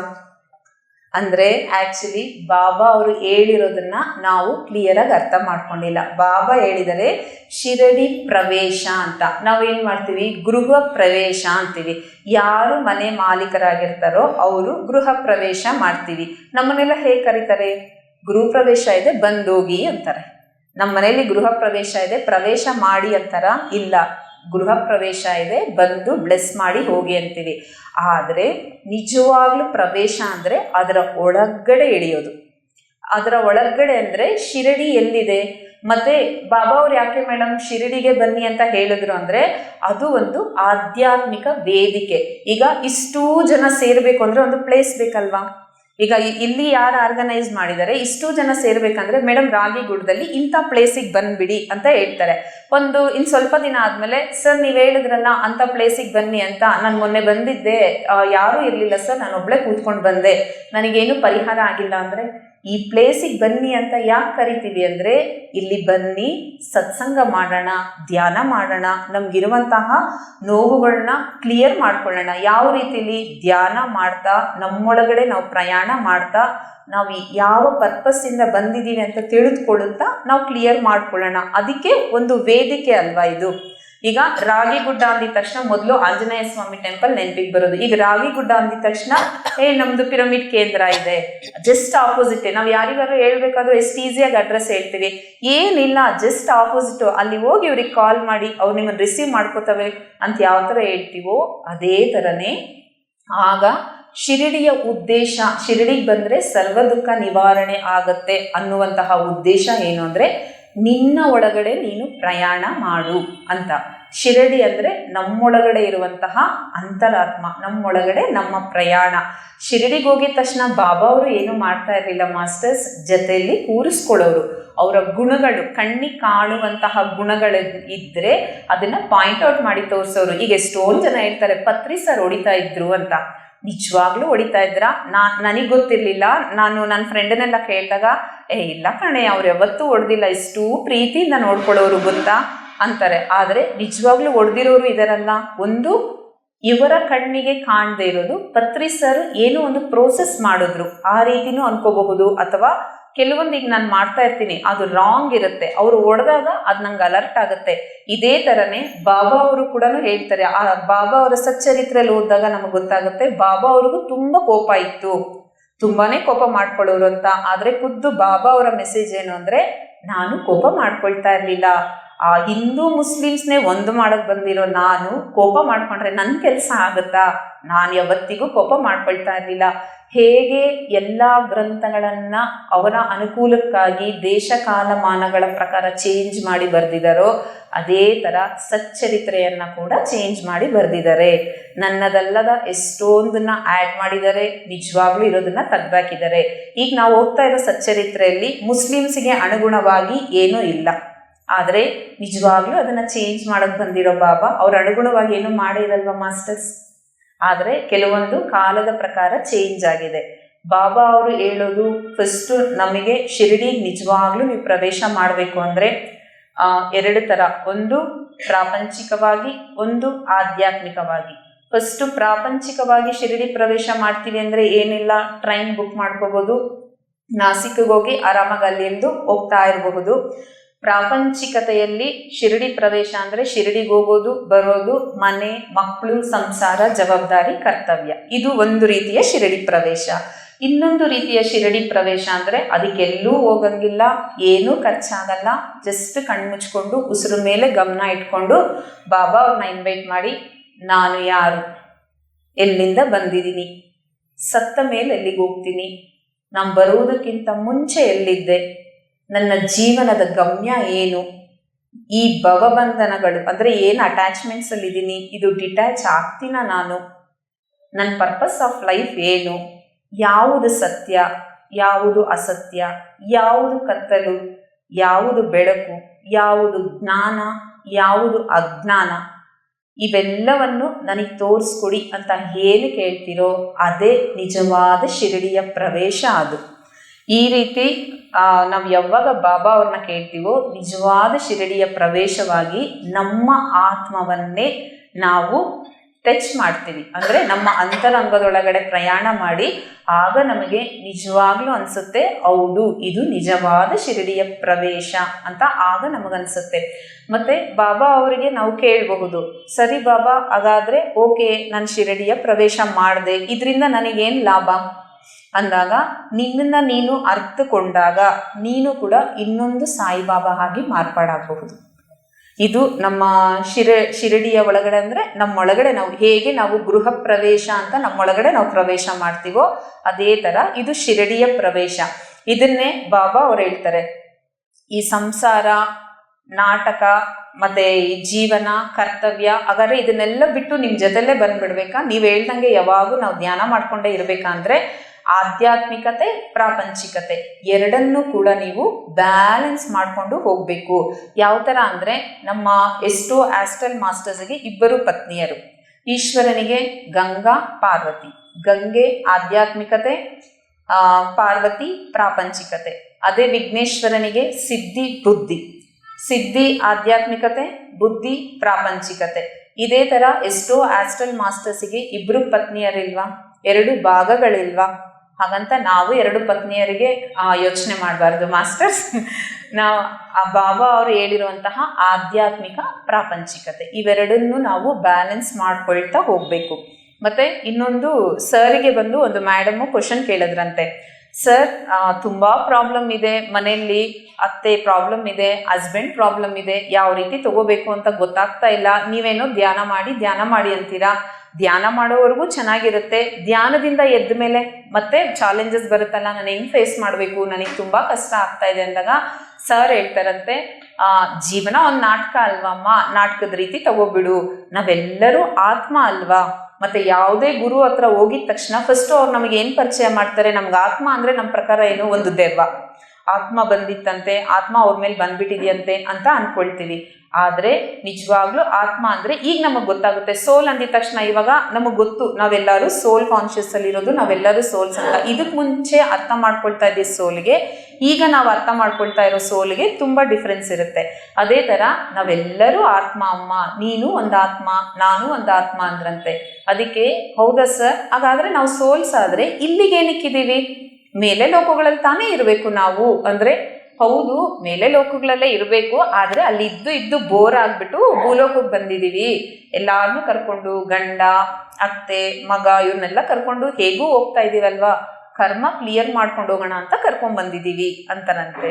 ಆಗ ಇದೇನೋ ಒಂಥರ ಚೆನ್ನಾಗಿದೆ ಸರ್ ಅಂದ್ಬಿಟ್ಟು, ಮತ್ತೆ ನಾಟಕ ಅಂತ ಇದ್ದೀರಲ್ಲ, ಅದು ಎಲ್ಲಿರೋದು ಸರ್ ಸ್ಟೇಜು, ಮತ್ತೆ ಡೈಲಾಗ್ಸ್ ಯಾರು, ಕ್ಯಾರೆಕ್ಟರ್ಸ್ ಯಾರು ಅಂದಾಗ, ನಾಟಕ ಅಂದ್ರೆ ನಿಮ್ಮ ಮನೇನೆ ಸ್ಟೇಜು, ನೀವು ಮಾತಾಡ್ತೀರಲ್ವಾ ಅದೇ ಡೈಲಾಗ್ಸು. ಆ ಡೈಲಾಗ್ಸ್ ಅಲ್ಲಿ ಐ ಲವ್ ಯು ಬರುತ್ತೆ, ಅದೇ ಡೈಲಾಗ್ಸ್ ಅಲ್ಲೇ ಬೈಕೊಳ್ತಾ ಇರ್ತೀರಾ, ಇವೆಲ್ಲ ಡೈಲಾಗ್ಸು, ನಿಮ್ಮ ಮನೇನೆ ಸ್ಟೇಜು ಅಂತಾರಂತೆ. ಸೊ ಓಕೆ, ಆಯಮ್ಮ ಹೇಳಿದ್ರಂತೆ, ಸರ್ ನೀವು ಹೇಳ್ತಾ ಇದ್ರೆ ಒಂಥರ ಚೆನ್ನಾಗಿದೆ, ಇದೊಂದು ನಾಟಕನ, ಅವರೆಲ್ಲರೂ ಪಾತ್ರಧಾರಿಗಳ, ಎಲ್ಲರೂ ಅವ್ರಿಗೆ ಕೊಟ್ಟಿರೋ ಸ್ಕ್ರಿಪ್ಟ್ನ ಅವ್ರು ಅಷ್ಟು ಚೆನ್ನಾಗಿ ಮಾಡ್ತಾ ಇದ್ದಾರ, ನಾನೇ ಹತ್ಕೊಂಡು ಸ್ಕ್ರಿಪ್ಟ್ನ ಮರ್ತೋಗ್ಬಿಟ್ಟಿದ್ದೀನ, ಇದು ಚೆನ್ನಾಗಿದೆ ಸರ್ ಅಂದ್ಬಿಟ್ಟು ಮನೆಗೆ ಹೋದ್ರಂತೆ. ಮನೆಗೆ ಹೋದ್ಮೇಲೆ ನೆಕ್ಸ್ಟ್ ಆ ಮೈಂಡಲ್ಲಿ ಇತ್ತಲ್ವಾ ಲೈಫ್ ಈಸ್ ಡ್ರಾಮಾ ಅಂತ, ನಾಟಕ ಅನ್ಕೊಂಡು ಮಲ್ಲಿಗೆ ಎದ್ಲಂತೆ. ಎದ್ದ ಮೇಲೆ ಆಫೀಸಲ್ಲಿ ಅವ್ರ ಬಾಸು ಏನೋ ಮಾಡಿರೋದು ಅವ್ರ ಹಸ್ಬೆಂಡಿಗೆ ಅದು ಕಿರಿಕಿರಿ ಆಲ್ರೆಡಿ ಇತ್ತು. ಟೀನಲ್ಲಿ ಒಂಚೂರು ಸಕ್ಕರೆ ಕಮ್ಮಿ ಮಾಡಿದ್ರಂತೆ, ಅವ್ರ ಹಸ್ಬೆಂಡ್ ಬೈತಾನೇ ಇದ್ದಾರಂತೆ. ಇದೆಲ್ಲ ನಾಟಕ. ಈ ನಾಟಕದಲ್ಲಿ ನಮ್ಮ ಯಜಮಾನ್ರದ್ದು ಇವತ್ತು ಸಕ್ಕರೆ ಕಮ್ಮಿ ಹಾಕಿದ್ರೆ ಹೆಂಗ್ ಬೈಬೇಕು ಅನ್ನೋಂತಹ ಪಾತ್ರ, ಎಷ್ಟು ಚೆನ್ನಾಗಿ ಮಾಡ್ತಾ ಇದ್ದಾರೆ ಇವರು ಅಂತ ಅನ್ಕೊಳ್ತಾರಂತೆ. ಆಮೇಲೆ ಅವ್ರ ಅತ್ತೆ ಬಂದ್ರಂತೆ, ಅವ್ರ ಅತ್ತೆನೂ ಬೈದ್ರಂತೆ, ನೀನನ್ನು ಕಟ್ಬಿಟ್ಟು ನನ್ನ ಮಗನ ಜೀವನ ಹಾಳಾಗೋಯ್ತು ಅಂತ ಅವರೂ ಬೈತಾ ಇದ್ದಾರಂತೆ. ಅತ್ತೆ ಕ್ಯಾರೆಕ್ಟರ್ ಎಷ್ಟು ಚೆನ್ನಾಗಿ ಮಾಡ್ತಾ ಇದ್ದಾಳೆ, ಇನ್ನು ಅವರಲ್ಲಿ ಮಕ್ಕಳು ಅವ್ರ ಸೈಡ್ ಆಕ್ಟರ್ಸ್, ಅವ್ರ ಕ್ಯಾರೆಕ್ಟರ್ಸು ಅವ್ರು ಎಷ್ಟು ಚೆನ್ನಾಗಿ ಮಾಡ್ತಾ ಇದಾರೆ. ಎಲ್ಲೋಗ್ ನಾನೇ ಇಷ್ಟು ದಿನ ನಾಟಕ ಮಾಡ್ಲಿಲ್ವಾ, ಇವಾಗ ನಾನು ನಾಟಕ ಮಾಡ್ಬೇಕಾ, ಏನಂತ ನಾಟಕ ಮಾಡ್ಬೇಕು, ಅಯ್ಯೋ ಕ್ಷಮಿಸ್ಬಿಡ್ರಿ ನಾನು ಹಿಂಗ್ ಮಾಡ್ಬಾರ್ದಾಗಿತ್ತು, ಸಕ್ಕರೆ ಕಮ್ಮಿ ಹಾಕ್ಬಿಟ್ಟೆ, ಎಂಥ ದೊಡ್ಡ ತಪ್ಪು ಮಾಡ್ಬಿಟ್ಟಿದೀನಿ ನಾನು ಅಂದ್ಬಿಟ್ಟು ಅವ್ರ ನಾಟಕನ ಅವರು ಆಡಕ್ಕೆ ಸ್ಟಾರ್ಟ್ ಮಾಡಿದ್ರಂತೆ. ಆಮೇಲಿಂದ ಅವ್ರಿಗೆ ಕ್ರಮೇಣ ಇದು ಸ್ಟಾರ್ಟಿಂಗ್ ಸ್ಟೇಜು. ಯಾಕಂದ್ರೆ ಇವಾಗ ನಮ್ಮೆಲ್ಲರಿಗೂ ಅದೇ ತರನೇ ಗೊತ್ತಾಗುತ್ತೆ, ಲೈಫ್ ಈಸ್ ಡ್ರಾಮಾ ಅಂದಿದ ತಕ್ಷಣ ಎಲ್ಲಾರು ಪಾತ್ರಧಾರಿಗಳು, ಎಲ್ಲಾರು ಹೀಗೆ ಇರಬೇಕು ಅನ್ಕೋತೀವಿ. ಆದ್ರೆ ನಿಜವಾಗ್ಲೂ ಪ್ರತಿದಿನದ ನಮ್ಮ ನಾಟಕದಲ್ಲಿ ನಮ್ಮ ಪಾತ್ರವನ್ನ ನಾವು ನಿಭಾಯಿಸ್ತಾ ಇದೀವ, ಇದು ನಾವು ಕ್ವಶನ್ ಮಾಡ್ಕೋಬೇಕು. ಈ ರೀತಿ ನಿಭಾಯಿಸ್ಬೇಕಂದ್ರೆ ಏನ್ ಮಾಡ್ಬೇಕು ಅಂದ್ರೆ, ನಮ್ಮೊಳಗಡೆನೆ ಇರುವಂತಹ ಶಿರಡಿಯನ್ನ ನಾವು ಪ್ರವೇಶ ಮಾಡಬೇಕು. ಆ ರೀತಿ ಪ್ರವೇಶ ಮಾಡಿದಾಗ ಏನಾಗುತ್ತೆ ಅಂದ್ರೆ, ಈ ನಾಟಕದಲ್ಲಿ ನನ್ನ ಆಪೋಸಿಟ್ ಕ್ಯಾರೆಕ್ಟರು, ನನ್ನ ಗಂಡ, ಯಾಕೆ ನನಗೆ ಇಷ್ಟು ಪ್ರಾಬ್ಲಮ್ ಆಗ್ತಾ ಇದೆ ಅವ್ರ ಕಡೆಯಿಂದ, ನಾನೇ ಕರ್ಕೊಂಡ್ ಬಂದಿರೋ ಸೋಲು, ನನ್ನ ಆತ್ಮ ಬಂದು ಅವರು ಯಾಕೆ ನನ್ಗೆ ಇವ್ರ ಕಡೆಯಿಂದ ಇಷ್ಟು ಪ್ರಾಬ್ಲಮ್ ಆಗ್ತಾ ಇದೆ, ಕಾರ್ಯಕಾರಣ ಸಂಬಂಧ ಏನು ಅಂತ ತಿಳ್ಕೊಬೇಕು ಅಂದ್ರೆ ನಮ್ಮೊಳಗಡೆ ಇರುವಂತಹ ಶಿರಡಿನ ಪ್ರವೇಶ ಮಾಡಬೇಕು. ಮತ್ತೆ ಈ ದೇಹ, ನಮ್ಮ ಏನು ಈ ಶರೀರ ಇದೆ, ದೇಹ ಇದೆ, ಗುಣ, ಬುದ್ಧಿ, ಮನಸ್ಸು, ಇದೆಲ್ಲ ಈ ದೇಹಕ್ಕೆ ಸಂಬಂಧಪಟ್ಟಿರೋದಲ್ವಾ. ಎಷ್ಟು ದಿನ ಇದಕ್ಕೆ ನಾವು ಪೋಷಣೆ ಕೊಡ್ತೀವಿ. ಎಷ್ಟು ದಿನ ಕೊಡ್ತೀವಿ? ಈ ಶರೀರ ಇರೋ ಅಷ್ಟು ದಿನ, ನಮ್ಮ ಕೊನೆ ಉಸಿರು ಎಳೆಯೋ ಅಷ್ಟು ದಿನ. ಬಾಬಾ ಇದಕ್ಕೆ ಪ್ರತೀಕವಾಗಿಯೇ ಯಾವಾಗಲೂ ಅಗ್ನಿ ಹತ್ರ ಕೂತ್ಕೊಂಡು ಮೆಡಿಟೇಷನ್ ಮಾಡೋರಂತೆ. ಯಾಕೆ ಅಂದರೆ ಈ ದೇಹವನ್ನು ನೀನು ಎಷ್ಟು ಚೆನ್ನಾಗಿ ನೋಡಿಕೊಂಡ್ರೂ ಕೂಡ, ಇದಕ್ಕೆ ಎಷ್ಟೇ ಆರೈಕೆ ಮಾಡಿದ್ರೂ ಕೂಡ ಒಂದು ದಿನ ನಶ್ವರವಾಗಿ ಈ ರೀತಿ ಬೂದಿ ಆಗತ್ತೆ. ಅದನ್ನು ಸಿಂಬಲಾಲಿಕಲ್ಲಿ ಸಿಂಬಾಲಾಗಿ ತೋರಿಸೋದಕ್ಕೇನೆ ಅವರು ಕ್ಲಿಯರ್ ಆಗಿ ಆ ವಿಭೂತಿಯನ್ನು ಹಣೆಗಿಟ್ಟು ತಲೆ ಮೇಲೆ ಕೈ ಇಟ್ಟು ಆಶೀರ್ವಾದ ಮಾಡೋರಂತೆ. ಅವರು ಏನೂ ಇಲ್ಲ, ಕಂಪ್ಲೀಟಾಗಿ ಲಾಸ್ಟಲ್ಲಿ ಉಳಿಯೋದು ಈ ಬೂದಿ ಅಷ್ಟೇ. ಇದಕ್ಕೋಸ್ಕರ ಇಷ್ಟು ಒದ್ದಾಡ್ತೀಯ, ಇದನ್ನ ಬಿಡು. ಇದನ್ನ ಬಿಟ್ಟು ನಿನ್ನ ಒಳಗಡೆ ಇರುವಂತಹ ಆತ್ಮಕ್ಕೆ ಕನೆಕ್ಟ್ ಆಗು. ಪುನರಪಿ ಜನನಂ ಪುನರಪಿ ಮರಣಂ. ಈ ರೀತಿ ಎಷ್ಟು ಜನ್ಮಗಳು ಅಂತ ನೀನು ಹುಟ್ಟತಾನೆ ಇರ್ತೀಯ, ಸಾಯ್ತಾನೆ ಇರ್ತೀಯ, ತಾಯಿ ಗರ್ಭದಲ್ಲಿ ಜನಿಸ್ತೀಯ, ಇನ್ನ ಸಾಕಪ್ಪ ಈ ಸಂಸಾರ ಅನ್ಕೊಳ್ತೀಯ, ಕೊನೆಗೆ ಪಾಹಿ ಮುರಾರಿ ಅಂತ ಶರಣಾಗ್ತೀಯ. ಸರಿ, ಪಾಹಿ ಮುರಾರಿ ಅಂತ ಶರಣಾಗ್ತಾ ಇದೆಯಲ್ಲ, ಬಾ ನಿನ್ಗೆ ಆತ್ಮಜ್ಞಾನ ಕೊಡ್ತೀನಿ ಅಂದ್ರೆ ಎಷ್ಟು ಜನ ನನ್ನ ಹತ್ರ ಬಂದು ಶಿರಡಿಯಲ್ಲಿ ಇದು ಕೊಡಿ ಅದು ಕೊಡಿ ಅಂತ ಕೇಳ್ತಿರೋ ಹೊರತು ಒಬ್ಬರಾದ್ರೂ ಬಂದು ನನಗೆ ಆತ್ಮಜ್ಞಾನ ಕೊಡಿ ಬಾಬಾ, ಯಾವಾಗೂ ನೀವು ಆ ಧ್ವನಿ ಮುಂದೆ ಕೂತ್ಕೊಂಡು ನೀವು ಮೆಡಿಟೇಷನ್ ಮಾಡ್ತಾ ಇರ್ತೀರಲ್ಲ, ಅದು ಏನು ಅಂತ ಒಬ್ರು ಕ್ವಶನ್ ಮಾಡಲ್ವಲ್ಲ? ಯಾಕೆ? ನನ್ನ ಹತ್ರ ಬಂದರೆ ನಾನು ಇದೆಲ್ಲದಕ್ಕಿಂತ ಟಾಪಲ್ಲಿ ಇರುವಂತಹ ಆ ಆತ್ಮಜ್ಞಾನವನ್ನು ನಿಮಗೆ ನೀಡ್ತೀನಿ ಅಂತ ಎಷ್ಟೋ ಸತಿ ಬಾಬಾ ಸಚ್ಚರಿತ್ರೆಯಲ್ಲಿ ಬರೆದಿದ್ದಾರೆ. ಬಾಬಾ ನನ್ನ ಹತ್ರ ಎಲ್ಲ ಇದೆ, ಆದರೆ ಬರೋರೆಲ್ಲರೂ ಸಂಸಾರಿಕದಲ್ಲಿ ಪ್ರಾಪಂಚಿಕತೆಯಲ್ಲಿ ಇರುವಂತಹದ್ದನ್ನೇ ಕೇಳಕ್ಕೆ ಬರ್ತಾರೆ ಹೊರತು ಒಬ್ಬರಾದರೂ ನನ್ನ ಹತ್ರ ಬಂದು ನನಗೆ ಆತ್ಮಜ್ಞಾನ ಕೊಡಿ ಅಂತ ಕೇಳ್ತಾರ? ಒಂದು ಪರಿಸ್ಥಿತಿಯಲ್ಲಿ ಬಾಬಾ ಕಣ್ಣಲ್ಲಿ ಕಣ್ತುಂಬಿ ಬರುತ್ತಂತೆ. ನಾನು ನನ್ನ ಲೈಫ್ ಪರ್ಪಸ್ನ ಇದಕ್ಕೆ ಅಂತಲೇ ತಂದಿದ್ದೀನಿ, ಆದರೆ ಒಂದು ಸೋಲಾದರೂ ಬಂದು ಬಾಬಾ ನನಗೆ ನಿಜವಾದ ಆತ್ಮಜ್ಞಾನ ಕೊಡಿ, ಪ್ರತಿದಿನ ನೀವು ಸತ್ಸಂಗ ಮಾಡ್ತೀರಾ, ಆತ್ಮಜ್ಞಾನದ ಬಗ್ಗೆ ಮಾತಾಡ್ತಿರಲ್ವಾ, ದಯವಿಟ್ಟು ನಂಗೆ ಆತ್ಮಜ್ಞಾನ ಕೊಡಿ ಅಂತ ಯಾರೂ ಕೇಳ್ತಾ ಇಲ್ವಲ್ಲ ಅಂತ ಬಾಬಾ ಅವ್ರ ಕಣ್ತುಂಬಿ ನೀರು ಬಂದಿತ್ತಂತೆ ಆ ಟೈಮಲ್ಲೇನೆ. ಹಾಗಂತ ಯಾರೂ ಇರಲಿಲ್ವಾ? ಬಾಬಾ ಶಿಷ್ಯಂದ್ರು ಇರಲಿಲ್ವಾ? ಅವ್ರನ್ನ ನಂಬೋರು ಯಾರೂ ಇರಲಿಲ್ವಾ ಅಂದರೆ ಖಂಡಿತವಾಗ್ಲೂ ಇದ್ರು. ಇದರಲ್ಲಿ ಬಂದು ಸಾಟೆ ಅಂತ ಒಬ್ರು, ಸಾಟೆ ಅನ್ನೋರು ಒಬ್ಬ ವ್ಯಾಪಾರಿ, ಅವರು ಒಳ್ಳೆ ಬಿಸ್ನೆಸ್ ಮ್ಯಾನು. ಈಗ ತಗೊಂಡ್ರೆ ಈಗ ಹೇಗೆ ವಿಪ್ರೋ ಕಂಪ್ನಿ ಓನರ್ಸು, ಇನ್ಫೋಸಿಸ್ ಯಾವ ಥರ ಮೇಂಟೈನ್ ಮಾಡ್ತಾ ಇದ್ದಾರೆ, ಈ ರೀತಿ ಸಾಟೆಯವರು ಆ ಕಾಲದಲ್ಲಿ ಒಂದು ದೊಡ್ಡ ವ್ಯಾಪಾರಿ. ಆದರೆ ಇದ್ದಕ್ಕಿದ್ದಂಗೆ ಅವರು ದಿವಾಳಿ ಆಗ್ತಾರೆ, ಅಂದರೆ ಲಾಸ್ ಆಗೋಗ್ತಾರೆ. ಲಾಸ್ ಆಗಿದ ತಕ್ಷಣ ಎಲ್ಲರಿಗೂ ಗೊತ್ತಲ್ವಾ, ಎಲ್ಲರೂ ದೂರ ಆಗ್ತಾರೆ. ನಾವು ಯಾರನ್ನು ಅವಾಯ್ಡ್ ಮಾಡೋದು ಬೇಕಾಗಿಲ್ಲ, ಆಟೋಮೆಟಿಕ್ ಆಗಿ ಎಲ್ಲರೂ ಅವಾಯ್ಡ್ ಆಗ್ತಾರೆ. ಆ ರೀತಿ ಎಲ್ಲರೂ ದೂರ ಆದಾಗ ಯಾರೋ ಹೇಳ್ತಾರೆ ಶಿರಡಿಗೆ ಹೋಗಿ ನೀವು ಅಂತ. ಜ್ಞಾನಿಯಾಗಿ ಈ ದಿನ ನಾವೆಲ್ಲರೂ ನೋಡ್ತಾ ಇದ್ದೀವಲ್ವ, ಶಿರಡಿ ಇದನ್ನ ಸ್ಥಾಪಿಸಿದ್ದು, ಆ ಒಂದು ದೇವಸ್ಥಾನನ ಕಟ್ಟಿಸಿದ್ದು ಸಾಟೆಯವರು. ಈ ರೀತಿ ಒಂದು ಸಾಟೆ ಪ್ರಾಪಂಚಿಕವಾಗಿ ಆಧ್ಯಾತ್ಮಿಕವಾಗಿ ರೆಡಿ ಆದಾಗ ಮಾಸ್ಟರ್ಸ್ ನಾವು ಯಾಕಿಲ್ಲ? ಹೌದು, ಶಿರಡಿಗೆ ನಾವು ಪ್ರಯಾಣ ಜ್ಞಾನಿಯಾಗಿ ಈ ದಿನ ನಾವೆಲ್ಲರೂ ನೋಡ್ತಾ ಇದ್ದೀವಲ್ವ, ಶಿರಡಿ ಇದನ್ನ ಸ್ಥಾಪಿಸಿದ್ದು, ಆ ಒಂದು ದೇವಸ್ಥಾನನ ಕಟ್ಟಿಸಿದ್ದು ಸಾಟೆಯವರು. ಈ ರೀತಿ ಒಂದು ಸಾಟೆ ಪ್ರಾಪಂಚಿಕವಾಗಿ ಆಧ್ಯಾತ್ಮಿಕವಾಗಿ ರೆಡಿ ಆದಾಗ ಮಾಸ್ಟರ್ಸ್ ನಾವು ಯಾಕಿಲ್ಲ? ಹೌದು, ಶಿರಡಿಗೆ ನಾವು ಪ್ರಯಾಣ ಬೆಳೆಸೋಣ. ಹೇಗೆ? ಸಾಟೆಯವ್ರ ಥರ ಬೆಳೆಸೋಣ. ಸಾಟೆಯವರು ಆ ದೇವಸ್ಥಾನ ಕಟ್ಟಿದ್ರು ಅಂದರೆ ಎಗೇನ್ ಅವ್ರ ಬಿಸ್ನೆಸ್ಸಲ್ಲಿ ಸಕ್ಸಸ್ ಆಗಿದ್ದಾರೆ ಅಂತ ತಾನೇ ಅರ್ಥ. ಹೌದು, ನಾವೆಲ್ಲರ ಕಡೆಯಿಂದನೂ ಅಮೌಂಟ್ ಕಲೆಕ್ಟ್ ಮಾಡಿ ಏನೋ ಒಂದನ್ನು ಮಾಡಬಹುದು, ಆದರೆ ಮಿನಿಮಮ್ ನಾವು ಮಾಡ್ತೀವಿ ಅನ್ನೋ ಧೈರ್ಯ ಇದ್ದರೆ ತಾನೇ ನಾವು ಮಾಡ್ತೀವಿ. ಅದೇ ಥರನೇ ಸಾಟೆಯವ್ರ ಥರನೇ ನಾವೆಲ್ಲರೂ ಕೂಡ ನಮ್ಮೊಳಗಡೆ ಇರುವಂತಹ ಶಿರಡಿಯನ್ನು ಪ್ರವೇಶಿಸಿ ಆಧ್ಯಾತ್ಮಿಕವಾಗಿ ಮತ್ತು ಪ್ರಾಪಂಚಿಕವಾಗಿ ನಮ್ಮನ್ನು ನಾವು ಅರಿತುಕೊಳ್ಳೋಣ.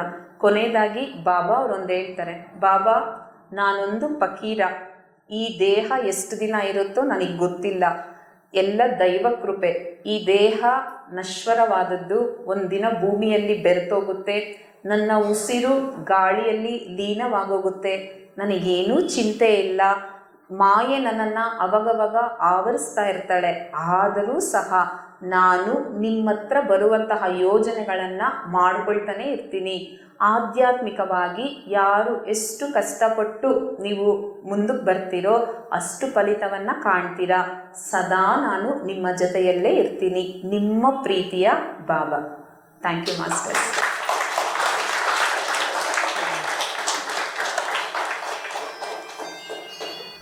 Thank you Amrutha. ಅಮೃತ ಹೇಳಿದಾಗೆ ಈ ಬುಕ್ಕು ವಂಶಿ ಮಾಸ್ಟರು ಅವರು ಫಸ್ಟು ಬಾಬಾ ಟೆಂಪಲ್ಗಳಲ್ಲಿ ಧ್ಯಾನ ಪ್ರಚಾರ, ಬಾಬಾದು ಆತ್ಮಜ್ಞಾನ ತತ್ವ ಪ್ರಚಾರ ಮಾಡ್ತಾಯಿದ್ರು. ಸಾಯಿ ರತ್ನ ಅಂತ ಕೂಡ ಅವ್ರಿಗೆ ಬಿರುದು ಬಂತು. ಆಮೇಲೆ ಬಾಬಾ ಇನ್ಸ್ಟ್ರಕ್ಷನ್ಸ್ ಮೇಲೇ ಸಚ್ಚರಿತ್ರೆ ಬರೆದಿದ್ದಾರೆ. ಅಮೃತ ಹೇಳಿದ ಹಾಗೆ ಹೇಮಾಡಪಂತರು ಬರೆದ್ರು, ಮತ್ತು ಇನ್ನೂ ಅವರ ಭಕ್ತಿ ಮಾರ್ಗದಲ್ಲಿ ಇದ್ದವರು ಬರೆದ್ರು. ಅದರಲ್ಲಿ ಕೂಡ ಆತ್ಮಜ್ಞಾನದ ಬಗ್ಗೆ ವಿಶೇಷವಾಗಿ ಹೇಳಿದ್ದಾರೆ. ಆದರೆ ಖುದ್ದು ಬಾಬಾ ಹೇಳಿದ ಹಾಗೆ ಎಷ್ಟೊಂದನ್ನು ಬದಲಾಯಿಸಲಾಗಿದೆ, ಎಷ್ಟೊಂದನ್ನ ಕಾಲಕ್ರಮೇಣ ಬೇರೆಯಾಗಿ ಅರ್ಥ ಮಾಡ್ಕೊಳ್ಳಲಾಗಿದೆ. ಅದು ಏನಾಗಿದೆ, ಭಕ್ತಿ ಮಾರ್ಗಕ್ಕೆ ಸೀಮಿತವಾಗಿ ಉಳಿದಿದೆ. ಆದರೆ ಬಾಬಾ ಬಂದ ಉದ್ದೇಶ ಸ್ಪಷ್ಟವಾಗಿ ಹೇಳಿದ ಹಾಗೆ ಆತ್ಮಜ್ಞಾನವನ್ನು ನಮಗೆ ತಿಳಿಸೋಕೆ. ಯಾಕೆ ಅಂದರೆ ಪ್ರತಿ ಯುಗದಲ್ಲೂ ಪ್ರತಿ ಸಮಯದಲ್ಲೂ ಕಾಲ ಯಾವಾಗ ವಿಪರೀತಕ್ಕೆ ಹೋಗ್ತಿರುತ್ತೆ, ಜನರೆಲ್ಲ ಯಾವಾಗ ತಪ್ಪು ದಾರಿಯನ್ನು ಹಿಡಿತಿರ್ತಾರೆ, ಒಬ್ಬರು ಮಾಸ್ಟರ್ ಬರ್ತಾರೆ. ಒಬ್ಬರು ಆ ಉನ್ನತ ದೇವಾತ್ಮಗಳು ಅನ್ನಿ, ಭಗವಂತನ ಅಂಶ ಅನ್ನಿ, ನಾವೇನು ಕರೆದ್ರೂ ಪರವಾಗಿಲ್ಲ, ಅವರು ಬಂದು ಇಲ್ಲಿ ಮತ್ತೆ ನಮಗೆ ಎಜುಕೇಟ್ ಮಾಡಿ ಮತ್ತೆ ಅದನ್ನು ರೀರೈಟ್ ಮಾಡಿ ಕಾಪೀಸ್ ನಮಗೆ ಕೊಟ್ಟು ಹೋಗ್ತಾರೆ. ಹೇಗೆ ಅಂದರೆ, ಫಾರ್ ಎಕ್ಸಾಂಪಲು ಈಗ ಕ್ಯಾಸೆಟ್ ಇತ್ತು ಮುಂಚೆ, ನಿಮಗೆಲ್ಲ ಗೊತ್ತು, ರೀಲು ತಿರುಗಿಸೋದು ಅದು ಎಷ್ಟು ದಿನ ಇತ್ತು ಅಲ್ವಾ? ನಾವೆಲ್ಲ ಟೇಪ್ ರೆಕಾರ್ಡ್ರಲ್ಲಿ ಕ್ಯಾಸೆಟ್ಟು ಹಾಕ್ತಿದ್ವಿ. ಈಗ ಮಕ್ಳಿಗೆ ಕ್ಯಾಸೆಟ್ ತೋರಿಸ್ಬೇಕು ಅಂದರೆ ಗೂಗಲಲ್ಲಿ ಹುಡುಕಿ ತೋರಿಸ್ಬೇಕು ನಾವು ಈ ಥರ ಕ್ಯಾಸೆಟ್ ಇತ್ತು ಅಂತ. ಆಮೇಲೆ ನಮ್ಮ ಮದುವೆ CDs ಎಲ್ಲ ಮೋಸ್ಟ್ಲಿ VCR VCP ಅದರಲ್ಲಿತ್ತು. ಆಮೇಲೆ CD ಬಂತು. CD ಬಂದು ಸ್ವಲ್ಪನೇ ದಿನ, ಈಗ CD ಪ್ಲೇಯರ್ ಕೂಡ ಇಲ್ಲ ಎಲ್ಲೂ. CD ಪ್ಲೇಯರ್ ಆಗಿ ಯೂಟ್ಯೂಬು, ಇಂಟರ್ನೆಟ್ ಬಂದುಬಿಡ್ತು. ಈಗೆಲ್ಲ MP3 ಪೆನ್ ಡ್ರೈವು ಶಾರ್ಟ್ ಆಗೋಯ್ತು. ಈಗ ಇನ್ನೇನು ಲ್ಯಾಪ್ಟಾಪು ಬೇಕಿಲ್ಲ, ಟ್ಯಾಬು ನಮ್ಮ ಫೋನಲ್ಲೇ ಎಲ್ಲ ಇನ್ಫಾರ್ಮೇಷನ್ನು ಎಲ್ಲ ಆಗೋಗುತ್ತೆ. ಅಂದರೆ ಹಾಗಿದ್ರೆ ಕ್ಯಾಸೆಟ್ ಕಮ್ಮಿನಾ? ಕ್ಯಾಸೆಟ್ಟು ಕಮ್ಮಿ ಇಲ್ಲ, CDನೂ ಕಮ್ಮಿ ಇಲ್ಲ, ಅಪ್ಗ್ರೇಡ್ ವರ್ಷನು. ಹಾಗೆಯೇ ಇಲ್ಲಿ ಮಾಸ್ಟರ್ಸು ಯುಗ ಯುಗಕ್ಕೆ ಬರ್ತಾರೆ. ಯಾರು ಕಮ್ಮಿನೂ ಅಲ್ಲ ಹೆಚ್ಚು ಅಲ್ಲ, ಆ ಆತ್ಮಸ್ಥಿತಿಯಲ್ಲಿ ಇದ್ದವರಿಗೆ ಆ ರೀತಿ ಬೋಧನೆ ಮಾಡೋಕ್ಕೆ ಬರ್ತಾರೆ. ಅದೇ ಮಾರ್ಗದಲ್ಲಿ ನಮಗೆ ಮತ್ತೆ ಸಾಯಿನಾಥರೇ ಇರ್ಬೋದು, ಕೃಷ್ಣನೇ ಇರ್ಬೋದು, ಆ ಭಗವಂತನೇ ಇರ್ಬೋದು, ವಿಷ್ಣು ಅವತಾರನೇ ಇರ್ಬೋದು, ಬಂದವರು ನಮ್ಮ ಪತ್ರಿ ಸರ್ಗೊಂದ್ಸತಿ ಚಪ್ಪಾಳೆ ಹೊಡೆಯೋಣ. ಬಾಬಾ ಓಶೋ ಒಂದು ಮಾತು ಹೇಳ್ತಾರೆ, ನಾನು ಹುಟ್ಟಲೂ ಇಲ್ಲ ಸಾಯಲೂ ಇಲ್ಲ, ಈ ಟೈಮಲ್ಲಿ ಬಂದು ಹೋದೆ, ಇಷ್ಟರಿಂದ ಇಷ್ಟು ಭೂಮಿ ಮೇಲೆ ಇದ್ದೆ ಅಂತ. ಹಾಗೆ ಬಾಬಾ ಕೂಡ ಬಂದು ಹೋದರು. ಮತ್ತೆ ಹೋದ ಮೇಲಕ್ಕೆ ಸ್ವಲ್ಪ ಯುಗ ಆಯಿತು, ಸ್ವಲ್ಪ ಟೈಮ್ಗಳಾಯಿತು, ಎಲ್ಲ ಆಯಿತು, ಜನರನ್ನ ನೋಡ್ತಾ ಇದ್ರು, ಆತ್ಮಸ್ಥಿತಿಯನ್ನು ನೋಡ್ತಾ ಇದ್ರು.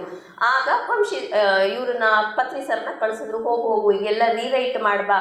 ಈಗ ಕ್ಯಾಸೆಟ್ ಯುಗದಲ್ಲಿದ್ದೆ ನಾನು, ಕ್ಯಾಸೆಟ್ ಹಾಕಿ ಬಂದಿದ್ದೆ, ಈ ಕ್ಯಾಸೆಟ್ ಎಲ್ಲ ಸೌದು ಹೋಗಿದೆ, ಏನೇನೋ ಮಾಡ್ಕೊಂಡು ಅವರವರೇ ರೀರೈಟ್ ಮಾಡ್ಕೊಂಡು ಫಾರ್ವರ್ಡ್ ರಿವೈಂಡ್ ಮಾಡ್ಕೊಂಡು ಹಾಳು ಮಾಡ್ಕೊಂಡಿದ್ದಾರೆ, ಹೋಗು ಅಪ್ಗ್ರೇಡ್ ಆಗಿ CD ಕೊಟ್ಟು ಬಾ ಅಂತ ಕಳಿಸಿದ್ರು.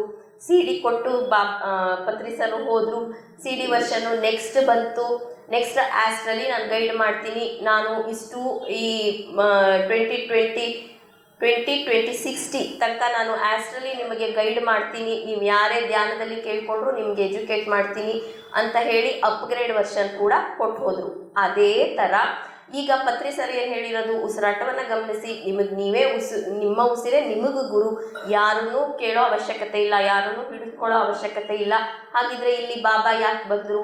ಬಾಬಾನ ನಾವು ಯಾಕೆ ಹಿಡ್ಕೋಬೇಕು ಅಂದರೆ, ಬಾಬಾನ ಅಲ್ಲ, ಬಾಬಾ ಕೊಟ್ಟ ಆತ್ಮಜ್ಞಾನವನ್ನು ಹಿಡ್ಕೋಬೇಕು. ಯಾಕೆ ಅಂದರೆ CDಲಿ ರೀರೈಟ್ ಮಾಡಿ ಹೋಗಿದ್ದು ಪತ್ರಿ ಸರು ಅದನ್ನೇ, ಆಗ ಬಾಬಾ ಹೇಳಿದ್ದು ಅದನ್ನೇ.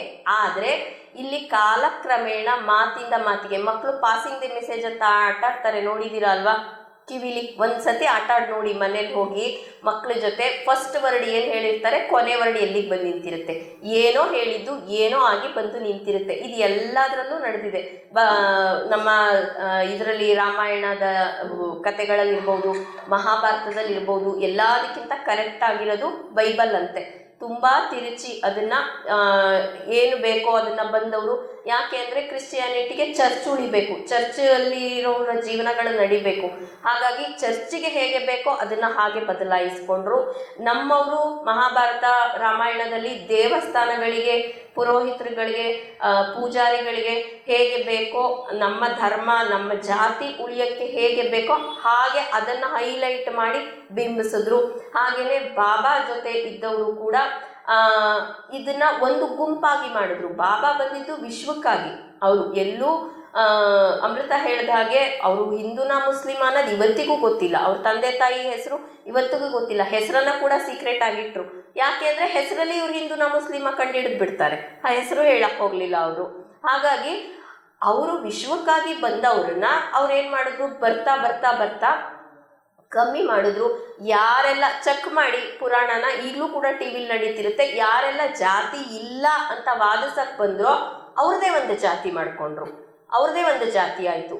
ರಾಮಾನುಜರು ಕೂಡ ಬ್ರಾಹ್ಮಿನ್ಸ್ಗೆ ಬಂದ್ರು, ವಿಷ್ಣು ಶ್ರೀ ವೈಷ್ಣವರಿಗೆ ಜಾತಿ ಇಲ್ಲ, ಯಾರೆಲ್ಲ ಹರಿ ಅಂತಾರೋ ಅವರೆಲ್ಲ ವೈಷ್ಣವರು ಅಂದ್ರೆ ವೈಷ್ಣವರು ಅಂತಾನೆ ಒಂದು ಜಾತಿ ಮಾಡ್ಕೊಂಡ್ರು. ನಮಗ್ ಜಗಳ ಆಡಕ್ ಕಾರಣ ಬೇಕಿಲ್ಲ, ಒಂದು ಸಪ್ರೇಟ್ ಆಗಿ ಆಗಿ ಆಗಿ ನಮ್ದೇ ನಾವು ಅನ್ನೋಕೆ ಒಂದು ರೀಸನ್ ಬೇಕು. ಅದಕ್ಕೆ ಪಾಪ ಅವ್ರನ್ನು ಆ್ಯಡ್ ಮಾಡ್ಕೊಂಡು ಅವ್ರನ್ನೇ ಹೈಲೈಟ್ ಮಾಡ್ಕೊಂಡು ಕೂತಿದ್ದೀವಿ. ನಮಗೆ ಪತ್ರಿಸರು ಮುಖ್ಯವಾಗಿ ಏನು ಹೇಳೋದು, ಎಲ್ಲೂ ನನ್ನ ಫೋಟೋ ಇಡಬೇಡಿ, ಹಾರ ಹಾಕಬೇಡಿ ಅಂದರು. ಹಂಗಂತ ಫೋಟೋ ಇಡಬೇಡಿ ಹಾರ ಹಾಕಬೇಡಿ ಅಂದರೆ ಹಾಗಲ್ಲ, ಆ ಥರ ನನ್ನನ್ನು ಶಿಲೆಯಾಗಿ ಕೂರಿಸ್ಬೇಡಿ.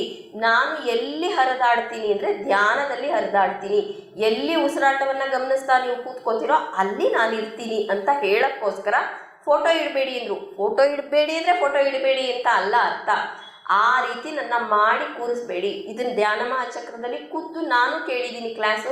ಅಲ್ಲ ಕಣ್ರಯ್ಯ, ನಾನು ಹೋದ ಮೇಲೆ ಅದಕ್ಕೆ ಅಭಿಷೇಕ ಮಾಡ್ತೀನಿ, ಶಾಲು ಹೊದಿಸಿ ಹೂವಾಗ್ತೀನಿ, ಈ ಕೆಲಸ ಎಲ್ಲರೂ ಮಾಡಿರ ಎಚ್ಚರಿಕೆ ಅಂತ ಹೇಳೋಗಿದ್ರು. ಅಂದರೆ ಏನರ್ಥ, ಪ್ರಚಾರ ಮಾಡಿ ನಾನೇನು ಹೇಳಿ ಹೋದೆ ಅದನ್ನ ಸಾರಿ ಎಲ್ಲರಿಗೂ ಅಂತ ಅಲ್ವಾ.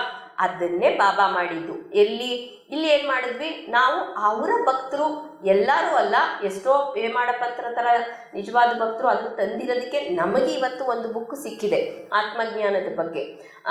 ಹಾಗೆ ಯಾರೆಲ್ಲ ಸತ್ಯವಾದದ್ದನ್ನು ಮನಸ್ಸಲ್ಲಿ ಇಟ್ಕೊಂಡು ಮುಂದುವರಿಸ್ಕೊಂಡು ಬಂದ್ರೋ ಹಾಗೆ ಇಲ್ಲಿ ತನಕ ಬಂತು.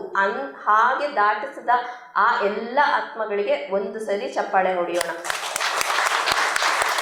ಇದು ಹೇಗೆ ಅಂದರೆ, ಬ್ರಿಟಿಷರು ಅದಕ್ಕೂ ಮುಂಚೆ ಮೊಘಲರು ಅದಕ್ಕೂ ಮುಂಚೆ ನಮ್ಮ ಇದ್ರ ಮೇಲೆ ಎಷ್ಟೋ ದಾಳಿಗಳಾಯಿತು, ವೇದ ಎಲ್ಲ ನಾಶ ಮಾಡಕ್ಕೆ ಹೊರಟರು. ಆದರೂ ಇವತ್ತಿಗೂ ವೇದ ಇದೆ. ಹೇಗೆ ಉಳಿಯಿತು?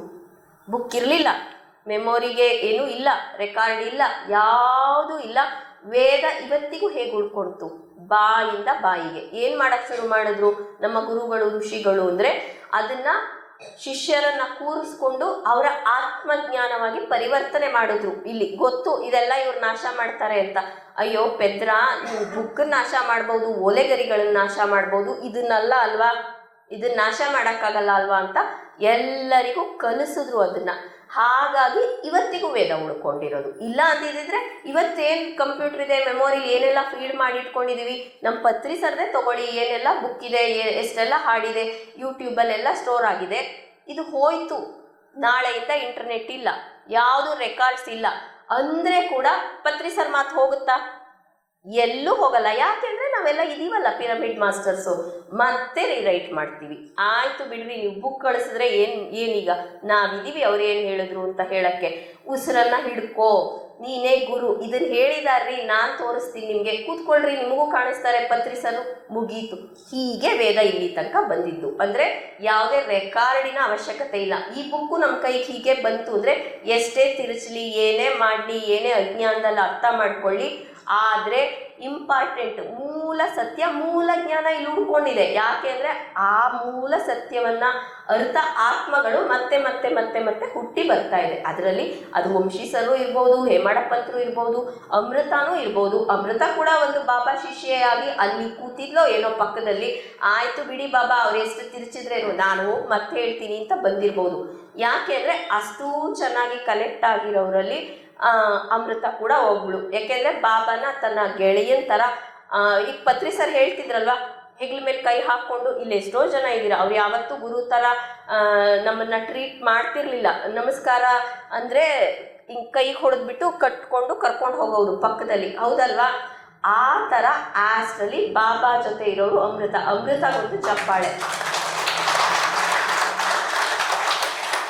ಈ ಟಾಪಿಕ್ಕು ವಿರೂಪಾಕ್ಷ ಸರ್ ಹೇಳಿದಾಗಲೇ ಇದು ನನ್ನ ಟಾಪಿಕ್ ಅಲ್ವಲ್ಲ, ಅಮೃತ ತಾನೇ ಅಂತ ಅಂದ್ಕೊಂಡೆ ನಾನು. ಯಾಕೆ ಅಂದರೆ ಈ ಪತ್ರಿಸರ್ ಟಾಪಿಕ್ಕು ಅಂದ ತಕ್ಷಣ ನಾವು ಪಿರಮಿಡ್ ಅವರು ಹೇಗೆ ನಾನು ಅಂತೀವೋ ಹಾಗೆ ಇದು ಅವಳು ಸೊತ್ತಲ್ವಾ ಅನ್ನೋ ಹಾಗೆ. ಆದರೂ ಗೊತ್ತಿಲ್ಲ. ಸರಿ ಆಯಿತು ಸರ್, ಅವ್ರು ಬಾಯ್ ಬಿಟ್ಟು ನೀವಿಬ್ಬರೂ ಬರಬೇಕು, ನೀವಿಬ್ಬರೂ ಕ್ಲಾಸ್ ಮಾಡಬೇಕು. ಅಂತ ಹೇಳಿದಾಗ ಫಸ್ಟ್ ನೀ ಶುರು ಮಾಡು, ಯಾಕೆಂದರೆ ನಿನ್ನವನವನು, ಹಾಗಾಗಿ ನೀನು ಹೇಳ್ಕೊ ಅಂತ ಹೇಳಿದೆ. ಯಾಕೆ ನೆಕ್ಸ್ಟ್ ನಾನೇನು ಹೇಳಬೇಕು ನನಗೂ ಗೊತ್ತಿಲ್ಲ. ಆದರೆ ನನಗೆ ಮಾರ್ಗದರ್ಶನ ಈ ಬುಕ್ ಬಿಟ್ಟರೆ ಏನಲ್ಲ. ಆದರೆ ಅವಳ್ದು ಹಾಗಲ್ಲ. ಅವಳಿಗೆ ಬಂದಿರೋ ಇನ್ಫಾರ್ಮೇಷನ್ಸ್ ಏನು ಅಂದರೆ ಖುದ್ದು ಬಾಬಾ ಆಸ್ಟ್ರಲ್ಲಿ ಹೇಳಿಸಿರೋದು. ಅದರಲ್ಲಿ ಒಂದು ಉದಾಹರಣೆ ಕೋಪದ ಬಗ್ಗೆ.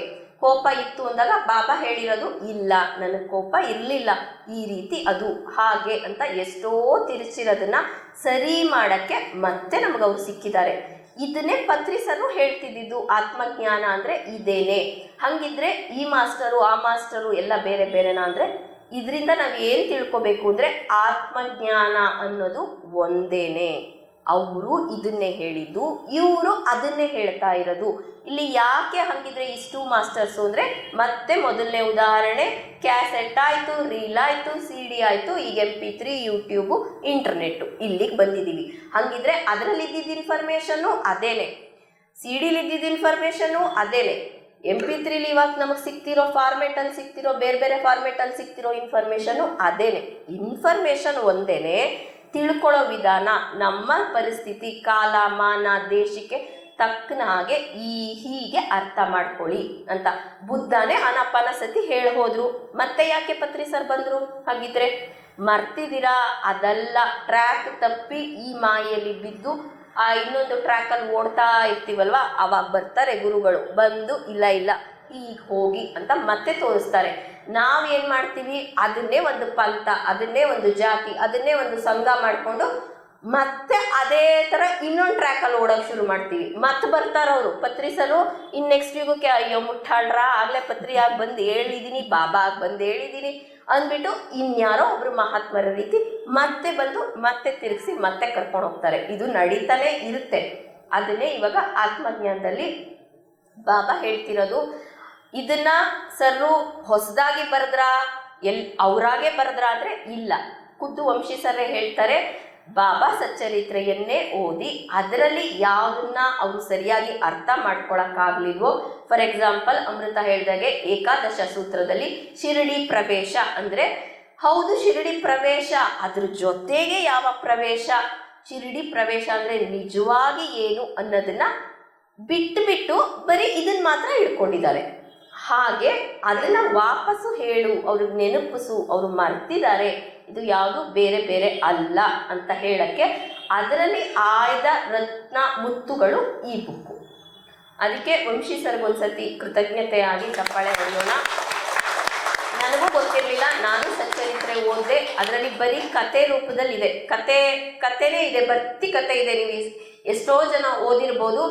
ಆ ಕತೆನ ಅರ್ಥ ಮಾಡಿಕೊಂಡು ಇದರಲ್ಲಿರೋ ಆತ್ಮಜ್ಞಾನ ಹುಡುಕಕ್ಕೆ ಎಷ್ಟೋ ಸತಿ ಸೋಲ್ತೀವಿ ನಾವು. ಪಕ್ಕ ಇಲ್ಲಿ ಏನು ಹೇಳ್ತಿದ್ದಾರೆ ಅರ್ಥ ಆಗಲ್ಲ. ಇವಾಗ ಹಂಗೆ ನೋಡಕ್ ಹೋದ್ರೆ ರಾಮಾಯಣ ಮಹಾಭಾರತದಲ್ಲೂ ಇದೆ, ಎಷ್ಟೋ ಪಾತ್ರಗಳನ್ನ ಇಟ್ಟು ಈ ಥರ ಅಂತ ತೋರಿಸಿದ್ದಾರೆ. ನಮಗೆ ಡೈರೆಕ್ಟಾಗಿ ಎಲ್ಲ ಅರ್ಥ ಆಗುತ್ತೆ ನಮಗೆ. ಅದೇ ಯಾರು ವಿವರಿಸಿದ್ರೆ ಇಲ್ಲಿ ಈ ಪಾಯಿಂಟನ್ನ ಆತ್ಮಜ್ಞಾನವಾಗಿ ಕನ್ವರ್ಟ್ ಮಾಡ್ಕೋ ಅಂತ ಈಸಿ ಮಾಡಿಸಿರೋ ಬುಕ್ಕು ಇದು. ಹಾಗಾಗಿ ಇಲ್ಲಿ ನಾವಿನ್ನೂ ಒಂದು ಬಾಬಾಗೆ ಹೇಳಿದ ಹಾಗೆ, ಬಾಬಾ ಏನನ್ನ ಇಷ್ಟಪಡದೆ ಹೋದ್ರೋ ಅವರಿಗೆ ಅಷ್ಟು ಅದ್ದೂರಿಯಾಗಿ ಈಗ ಮಾಡ್ತಿದ್ದಾರೆ. ಬಾಬಾ ಬಟ್ಟೆಗಳು ಹೇಗಿರುತ್ತೆ, ಅಸಲ್ ಬಟ್ಟೆ, ಚಿಂದಿ ಬಟ್ಟೆ, ತಲೆಗೆ ಒಂದಿದು. ಈಗ ದೇವಸ್ಥಾನಗಳಲ್ಲಿ ಅವ್ರನ್ನ ಕೂರಿಸಿ ವಜ್ರದ ಕಿರೀಟ, ಚಿನ್ನದ ಶಾಲು ಹೊದಿಸಿ ಅಭಿಷೇಕ ಮಾಡ್ತಿದ್ದಾರೆ. ಇದು ಬೇಕಿತ್ತ ನಿಜವಾಗ್ಲೂ ಬಾಬಾಗೆ? ನಿಜವಾಗ್ಲೂ ಬಾಬಾಗೆ ಇದು ಬೇಕಾಗಿದ್ದಿದ್ರೆ ಆಗ್ಲೇ ಅವ್ರು ಹಾಗೇ ಇರ್ತಿದ್ರಲ್ವಾ, ಅಂತ ಫ್ಯಾಮಿಲಿಲೇ ಬರ್ತಿದ್ರಲ್ವಾ. ಈಗ ಕೃಷ್ಣ ಹುಟ್ಟಿದಾಗೆ ಅದ್ದೂರಿಯಾಗಿ ಹುಟ್ಟಿ ಬರ್ತಾ ಇದ್ರಲ್ವಾ. ಯಾಕೆ ಅಂದರೆ ಇದ್ರ ಅಗತ್ಯ ಇಲ್ಲ ಅಂತ ತಾನೇ ಅವ್ರು ಆ ಥರ ಬಂದಿದ್ದು. ಈಗ ಪತ್ರಿ ಸರ ಏನು ಹೇಳಿದ್ರು, ಇಷ್ಟು ಹೇಳೋಗಿದ್ದಾರೆ. ಖುದ್ದು ಅವ್ರ ಜೊತೆ ಇದ್ದ ಫಿಸಿಕಲ್ ಬಾಡಿ ಜೊತೆ ಇದ್ದು ನಮಗೆ ಗೊತ್ತಿರೋ ಫಸ್ಟ್ ಜನ್ರೇಷನ್ ಅಂತ ಹೇಳ್ಕೊಳ್ಳಿ. ಪತ್ರಿ ಸರ್ ಅವ್ರ ಜೊತೆ ಹೇಳಿದ್ರು, ನಮಗೆ ಗೊತ್ತು, ಈಗ ದೇವಸ್ಥಾನ ಕಟ್ಬೇಡ್ರಯ್ಯ ನನಗೆ, ಹಿಂಗೆಲ್ಲ ಮಾಡಬೇಡಿ ಅಂತ ಆಯಿತು ಅಂದ್ವಿ. ಮೆತ್ತಿಗೆ ಈ ಥರ ಫೋಟೋ ಅದು ಇದು ನಮ್ಮ ಖುಷಿಗೆ ನಮ್ಮ ಇಷ್ಟಕ್ಕೆ ನಾವು ಇಟ್ಕೊಡ್ವಿ, ತಪ್ಪಿಲ್ಲ. ಪತ್ರಿ ಸರ್ಗೆ ಗೊತ್ತು, ಎಂಜಾಯ್ ಮಾಡಿದ್ರು. ಹೀಗೆ ಇದನ್ನೇ ಇಮ್ಯಾಜಿನ್ ಮಾಡ್ಕೊಳ್ಳಿ. ಇನ್ನು 4 ಜನ್ರೇಷನ್ ಹೋಯ್ತು, ಪತ್ರಿ ಸರ್ಗೂ ದೇವಸ್ಥಾನ ಕಟ್ಟಿದ್ರು, ಆಶ್ಚರ್ಯ ಇಲ್ಲ. ಕಿರೀಟ ಇಟ್ಟು ಅಭಿಷೇಕ ಮಾಡಿದ್ರು, ಆಶ್ಚರ್ಯ ಇಲ್ಲ. ಎಷ್ಟು ನಾವು ನಕ್ಕೋತಿರ್ತೀವಿ, ಪತ್ರಿ ಸರ್ ಇರಲಿ, ನಾವಿರ್ತೀವಲ್ವಾ, ಇಲ್ಲೇ ಫಿಸಿಕಲ್ ಬಾಡಿಗೆ ಬರ್ತೀವೋ, ಆಸ್ಟ್ರಲ್ ಮಾಸ್ಟರ್ಸ್ ಆಗಿರ್ತೀವೋ, ನಾವು ನೋಡ್ಬಿಟ್ಟು ಪತ್ರಿ ಸರ್ ಏನೇನು ಬೇಡ ಅಂತ ಹೇಳೋದ್ರು ಅದನ್ನೆಲ್ಲ ತುಂಬ ಚೆನ್ನಾಗಿ ಮಾಡ್ತಿದ್ದಾರೆ ಅಂತ. ವಿಗ್ರಹ ಆರಾಧನೆಯನ್ನ ಬೇಡ ಅಂದವರು ಬುದ್ಧ. ಇವತ್ತು ಪ್ರಪಂಚದಲ್ಲಿ ಬುದ್ಧನಿಗಿರೋಷ್ಟು ಸ್ಟ್ಯಾಚ್ಯೂಸು ಯಾರಿಗೂ ಇಲ್ಲ. ಮಲಗಿರೋದು, ಕೂತಿರೋದು, ನಿಂತಿರೋದು, ನಗ್ತಿರೋದು, ಹಾರಾಡ್ತಿರೋದು ಎಲ್ಲ ಸ್ಟ್ಯಾಚ್ಯೂನು ಮಾಡಿಟ್ಟಾಯ್ತು. ಯಾರು ಹೇಳಿದ್ದು ಮೂರ್ತಿ ಪೂಜೆಯ ಅವಶ್ಯಕತೆ ಇಲ್ಲ ಅಂತ ಹೇಳಿದವರೇ ಬುದ್ಧ. ಹಾಗೆ ಎಷ್ಟನ್ನೋ ನಾವು ಮಿಸ್ ಆಗಿ ಅರ್ಥ ಮಾಡ್ಕೊಂಡಿರೋದನ್ನ ನಾವು ಆತ್ಮಜ್ಞಾನವಾಗಿ ಪರಿವರ್ತಿಸ್ಕೋಬೇಕಾಗಿದೆ. ಯಾಕೆ ಎಲ್ಲರಿಗೂ ಎಲ್ಲಿ ನೀವೇನೋ 4 ಜನ ಬಂದು ಇಲ್ಲೇ ಹೇಳ್ತೀರಾ, ಒಂದಷ್ಟು ಗುಂಪಿದೆ ನಮ್ಮದು, ಇದನ್ನ ಯಾಕೆ ಟೆಂಪಲ್ಗಳಲ್ಲಿ ಹೇಳ್ತಾ ಇಲ್ಲ, ಯಾಕೆ ಇದು ಬಂದಿಲ್ಲ, ಎಲ್ಲೂ ಇಲ್ಲ ಅಂದರೆ ಯಾರು ಮಾಡ್ಬೇಕು? ಅದನ್ನ ನಾವೇ ಮಾಡಬೇಕು. ಪತ್ರಿ ಸರ್ನ ನಾಳೆ ಶಿಲೆಯಾಗಿ ಕೂರಿಸಿದಾಗ ಇದಲ್ಲ ಅಂತ ಯಾರು ಹೇಳಬೇಕು? ನಾವೇ ಹೇಳಿ ಜೋರಾಗಿ, ನೀವೇ ಹೇಳಬೇಕು. ಮತ್ತೆ ಬಂದು ಇದಲ್ಲ ಕಣ್ರಯ್ಯ, ಅವರೆಲ್ಲ ಹೇಳಿದಿದಲ್ಲ, ಹೀಗೆ ಹೇಳೇ ಇಲ್ಲ, ಗ್ಯಾರಂಟಿ. ಯಾಕೆಂದ್ರೆ ನಮಗೆ ಗೊತ್ತು, ನಾವು ಖುದ್ದು ಇದ್ವಿ. ಅಷ್ಟು ಗ್ಯಾರಂಟಿಲಿ ನಾವು ಹೇಳ್ತೀವಲ್ವಾ, ವಿಗ್ರಹ ಪೂಜೆ ಮಾಡ್ತಾ ಇದ್ರೆ, ಅಭಿಷೇಕ ಮಾಡ್ತಿದ್ರೆ, ಇಲ್ಲ ಇದನ್ನ ಹೇಳಿ ಹೋಗ್ಲಿಲ್ಲ ಪತ್ರಿಸರು, ಇದಲ್ಲ ಅಂತ ಹೇಗೆ ಬೇಂಚು ಕುಟ್ಟಿ ಹೇಳ್ತೀವೋ ಹಾಗೆ ಬಾಬಾ ಜೊತೆ ಇದ್ದ ಎಷ್ಟೋ ಆತ್ಮಗಳು ಈಗ ಬಂದು ಆ ಬೇಂಚು ಕುಟ್ಟಿ ಇದಲ್ಲ ಬಾಬಾ ಹೇಳಿದ್ದು, ಆತ್ಮಜ್ಞಾನ ಹೇಳಿದ್ರು, ನೀವು ಹೇಗೆ ಇದನ್ನ ನೀವು ತಗೊಂಡ್ರಿ ಅನ್ನೋದನ್ನ ಹೇಳ್ತಾ ಇದ್ದಾರೆ. ಆ ಟೈಮ್ ಈಗ ಬಂದಿದೆ ಅಂತ ಆತ್ಮಗಳು ಇವಾಗ ಬಂದಿದ್ದಾರೆ. ಸೇಮ್ ಈಗ ಉದಾಹರಣೆಗೆ ತಗೊಳ್ಳಿ, ನಾವುಗಳು 4 ತಲೆಮಾರು ಆದಮೇಲೆ 5ನೇ ತಲೆಮಾರಿಗೆ ನಮ್ಮ ಮರಿಮಕ್ಳುಗಳು ಪತ್ರಿಸರ್ ವಿಗ್ರಹ ಇಟ್ಟು ಪೂಜೆ ಮಾಡ್ತಿದ್ರೆ ವಾಪಸ್ಸು ಬಂದು ನಾವು ಇದೆಲ್ಲ ಕಣ್ರಯ್ಯ ಅವ್ರು ಹೇಳಿದ್ದು, ಯಾಕ್ರಯ್ಯ ಹಿಂಗೆ ಅಂತ ಹೇಳ್ತೀವೋ, ಆ ಥರ ಬಾಬಾ ಜೊತೆಲಿದ್ದ ಎಷ್ಟೋ ಭಕ್ತರು, ಎಷ್ಟೋ ಆತ್ಮಗಳು ಈಗ ಮತ್ತೆ ಬಂದು ನ್ಯೂ ಏಜ್ ಮಾಸ್ಟರ್ಸ್ ಆಗಿ ಇದೆಲ್ಲ ಬಾಬಾ ಹೇಳಿದ್ದು, ಹೀಗಲ್ಲ ಅವ್ರು ಹೇಳಿದ್ದು, ಹೀಗೆ ಹೇಳಿದ್ದು ಅಂತ ಹೇಳ್ತಿದ್ದಾರೆ ಅಂದಮೇಲೆ ಅಷ್ಟೇ ವಿನಮ್ರವಾಗಿ, ಅಷ್ಟೇ ವಿಧೇಯತೆಯಿಂದ ನಾವು ಒಪ್ಕೋಬೇಕಲ್ವಾ.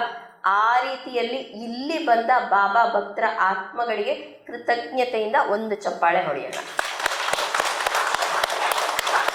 ಎಸ್, ನಾವು ಒಪ್ಕೋತೀವಿ, ಆಯಿತು, ಎಲ್ಲೋ ದಾರಿ ತಪ್ಪಿದ್ವಿ, ಧ್ಯಾನ ಮಾರ್ಗದಲ್ಲಿ ಇದ್ದೀವಿ, ಖುದ್ದು ಧ್ಯಾನ ಮಾರ್ಗದಲ್ಲಿ ಇದ್ದೀವಿ, ಬಾಬಾ ಟೆಂಪಲ್ಗೆ ಹೋದ್ರೆ ಏನು ಮಾಡ್ತೀವಿ? ಧ್ಯಾನ ಮಾಡ್ತೀವಿ, ತೀರ್ಥ ಕಾಯ್ತೀವಿ, ಪ್ರಸಾದ ಕಾಯ್ತೀವಿ, ಅದನ್ನ ಕಣ್ಣು ಹೊತ್ಕೊಂಡು ತಲೆ ಮೇಲೆ ಹಾಕೊಂಡು.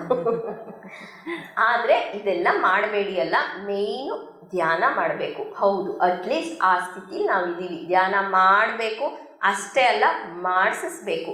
ಧ್ಯಾನ ಮಾಡಿಸಿ ಬಾಬಾಗೆ ನೀವು ಕನೆಕ್ಟ್ ಆಗಬೇಕಾ, ನೀವು ನೋಡ್ಕೋಬೇಕಾ. ಇಲ್ಲಿ ಯಾರನ್ನು ಕರಿಬಾರ್ದು, ಮಾಸ್ಟರ್ಸ್ ಅವಶ್ಯಕತೆ ಇಲ್ಲ ಅಂದಾಗ ಅಟ್ಲೀಸ್ಟ್ ಅವ್ರವ್ರಿಗೆ ಸಂಬಂಧಪಟ್ಟವರು ನಿಮಗೆ ಸಿಗ್ತಾರೆ. ಇವರು ನೀವು ಮಾಡಿ ಅಂದರೆ ತಪ್ಪಿಲ್ಲ ಅಲ್ವಾ. ಈಗ ಪತ್ರಿಸರ್ದೇ ತಗೊಳ್ಳಿ, ಪತ್ರಿಸರ್ ನಾವೆಲ್ಲ ಪತ್ರಿಸರ್ ಅಂಡರಲ್ಲಿ ಬಂದವರು, ನಾವೆಲ್ಲ ಖುದ್ದು ಅವ್ರನ್ನ ಒಪ್ಕೊಂಡವರು. ಇವತ್ತಿಗೂ ನಮಗೆ ಕನಸುಗಳಲ್ಲಿ ಧ್ಯಾನದಲ್ಲಿ ಬಂದು ಬ್ಲೆಸ್ ಮಾಡ್ತಾರೆ. ಇಲ್ಲಿದ್ದಾರೆ, ಈಗ ಇಲ್ಲಿದ್ದಾರೆ, ಈ ಕ್ಲಾಸ್ ಕೇಳ್ತಾ ಇದ್ದಾರೆ ಪತ್ರಿಸರು. ಎಲ್ಲರಿಗೂ ಇದ್ರ ಬಗ್ಗೆ 100% ನಂಬಿಕೆ ಇದೆ ತಾನೆ? ಯಾರಿಗೆ ಡೌಟ್ ಇದೆ ಸ್ವಲ್ಪ ಇಲ್ಲಿ ಪತ್ರಿಸರ್ ಇಲ್ಲ ಅಂತ? ಯಾರಿಗೂ ಡೌಟ್ ಇಲ್ಲ ಅಲ್ವಾ. ಅದೇ ರೀತಿ ನಾವು ನೆಕ್ಸ್ಟ್ ಜನ್ಮದಲ್ಲಿ ಬರ್ತೀವಿ. ಆದರೆ ಪತ್ರಿಸರ್ ನಮ್ಮ ಗುರು ಅಂತ ಮರ್ತೋಗಿರುತ್ತೆ. ಅವ್ರ ಫೋಟೋನೋ ಅವ್ರದ್ದು ಸ್ಟ್ಯಾಚ್ಯೂನೋ ಏನೋ ನೋಡಿದ್ರೆ ಎಲ್ಲೋ ಗೊತ್ತಿಲ್ಲದೆ ಕನೆಕ್ಟ್ ಆಗ್ತೀವಿ. ಇವ್ರು ಯಾರು, ಇವರು ಗೊತ್ತಿರಲ್ಲ, ನಾವು ಅವ್ರ ಜೊತೆ ಇದ್ದು ಧ್ಯಾನ ಮಾಡಿದ್ವಿ ಅಂತ ಮರ್ತೋಗಿರುತ್ತೆ. ಬಂದು ಯಾವುದೋ ಕರ್ಮಗಳ ಕಳ್ಕೊಳಕ್ ಮತ್ತೆ ಬಂದಿರ್ತೀವಿ, ಅವ್ರ ಸ್ಟ್ಯಾಚ್ಯೂ ಇರುತ್ತೆ, ಎಲ್ಲೋ ಕನೆಕ್ಟ್ ಆಗ್ತೀವಿ, ಎಲ್ಲೋ ಪೂಜೆಗೆ ಹೋಗಿರ್ತೀವಿ, ನಮ್ಮ ಮಕ್ಳ ಥರನೇ ಪೂಜೆ ಮಾಡಿ ಅಭಿಷೇಕ ಮಾಡ್ತಿರ್ತೀವಿ. ಇನ್ನೆಷ್ಟೋ ಉನ್ನತ ಆತ್ಮ ಅದೆಲ್ಲ ಇವ್ರು ಕನೆಕ್ಟ್ ಆಗಬೇಕು ನೀನು ಅಂದರೆ ಧ್ಯಾನ ಮಾಡಬೇಕಂತೆ. ನಿಜವಾಗ್ಲೂ ಇವ್ರು ಬೇಕು ನಿನಗೆ, ಇವ್ರು ಮೆಸೇಜ್ ಕೊಡಬೇಕು ನಿನಗೆ ಅಂದರೆ ಧ್ಯಾನ ಮಾಡಬೇಕಂತೆ ಅಂತ ಹೇಳ್ತೀವಲ್ವಾ. ಆದರೆ ಧ್ಯಾನ ಮಾಡು ಎಲ್ಲರೂ ಸಿಗ್ತಾರೆ ಅಂತ ಹೇಳಕ್ಕಿಂತ ನಮಗೆ ಪತ್ರಿಸರ್ ಸಿಗ್ತಾರೆ ಧ್ಯಾನ ಮಾಡು ಅಂದರೆ ಮಾಡ್ತೀವಲ್ವಾ. ಎಲ್ಲರೂ ಸಿಗ್ತಾರೆ ಧ್ಯಾನ ಮಾಡು ಅಂದರೆ ಅಷ್ಟು ಓಕೆ ಸಿಗ್ತಾರಾ? ಆದರೆ ನಿಜವಾಗ್ಲೂ ಕನೆಕ್ಟ್ ಆಗಿರೋದು ಯಾರು, ನಮಗೆ ನಿಜವಾಗ್ಲೂ ಪ್ರೀತಿ ಇರೋದು ಯಾರ ಮೇಲೆ? ಪತ್ರಿಸರ್ ಮೇಲೆ.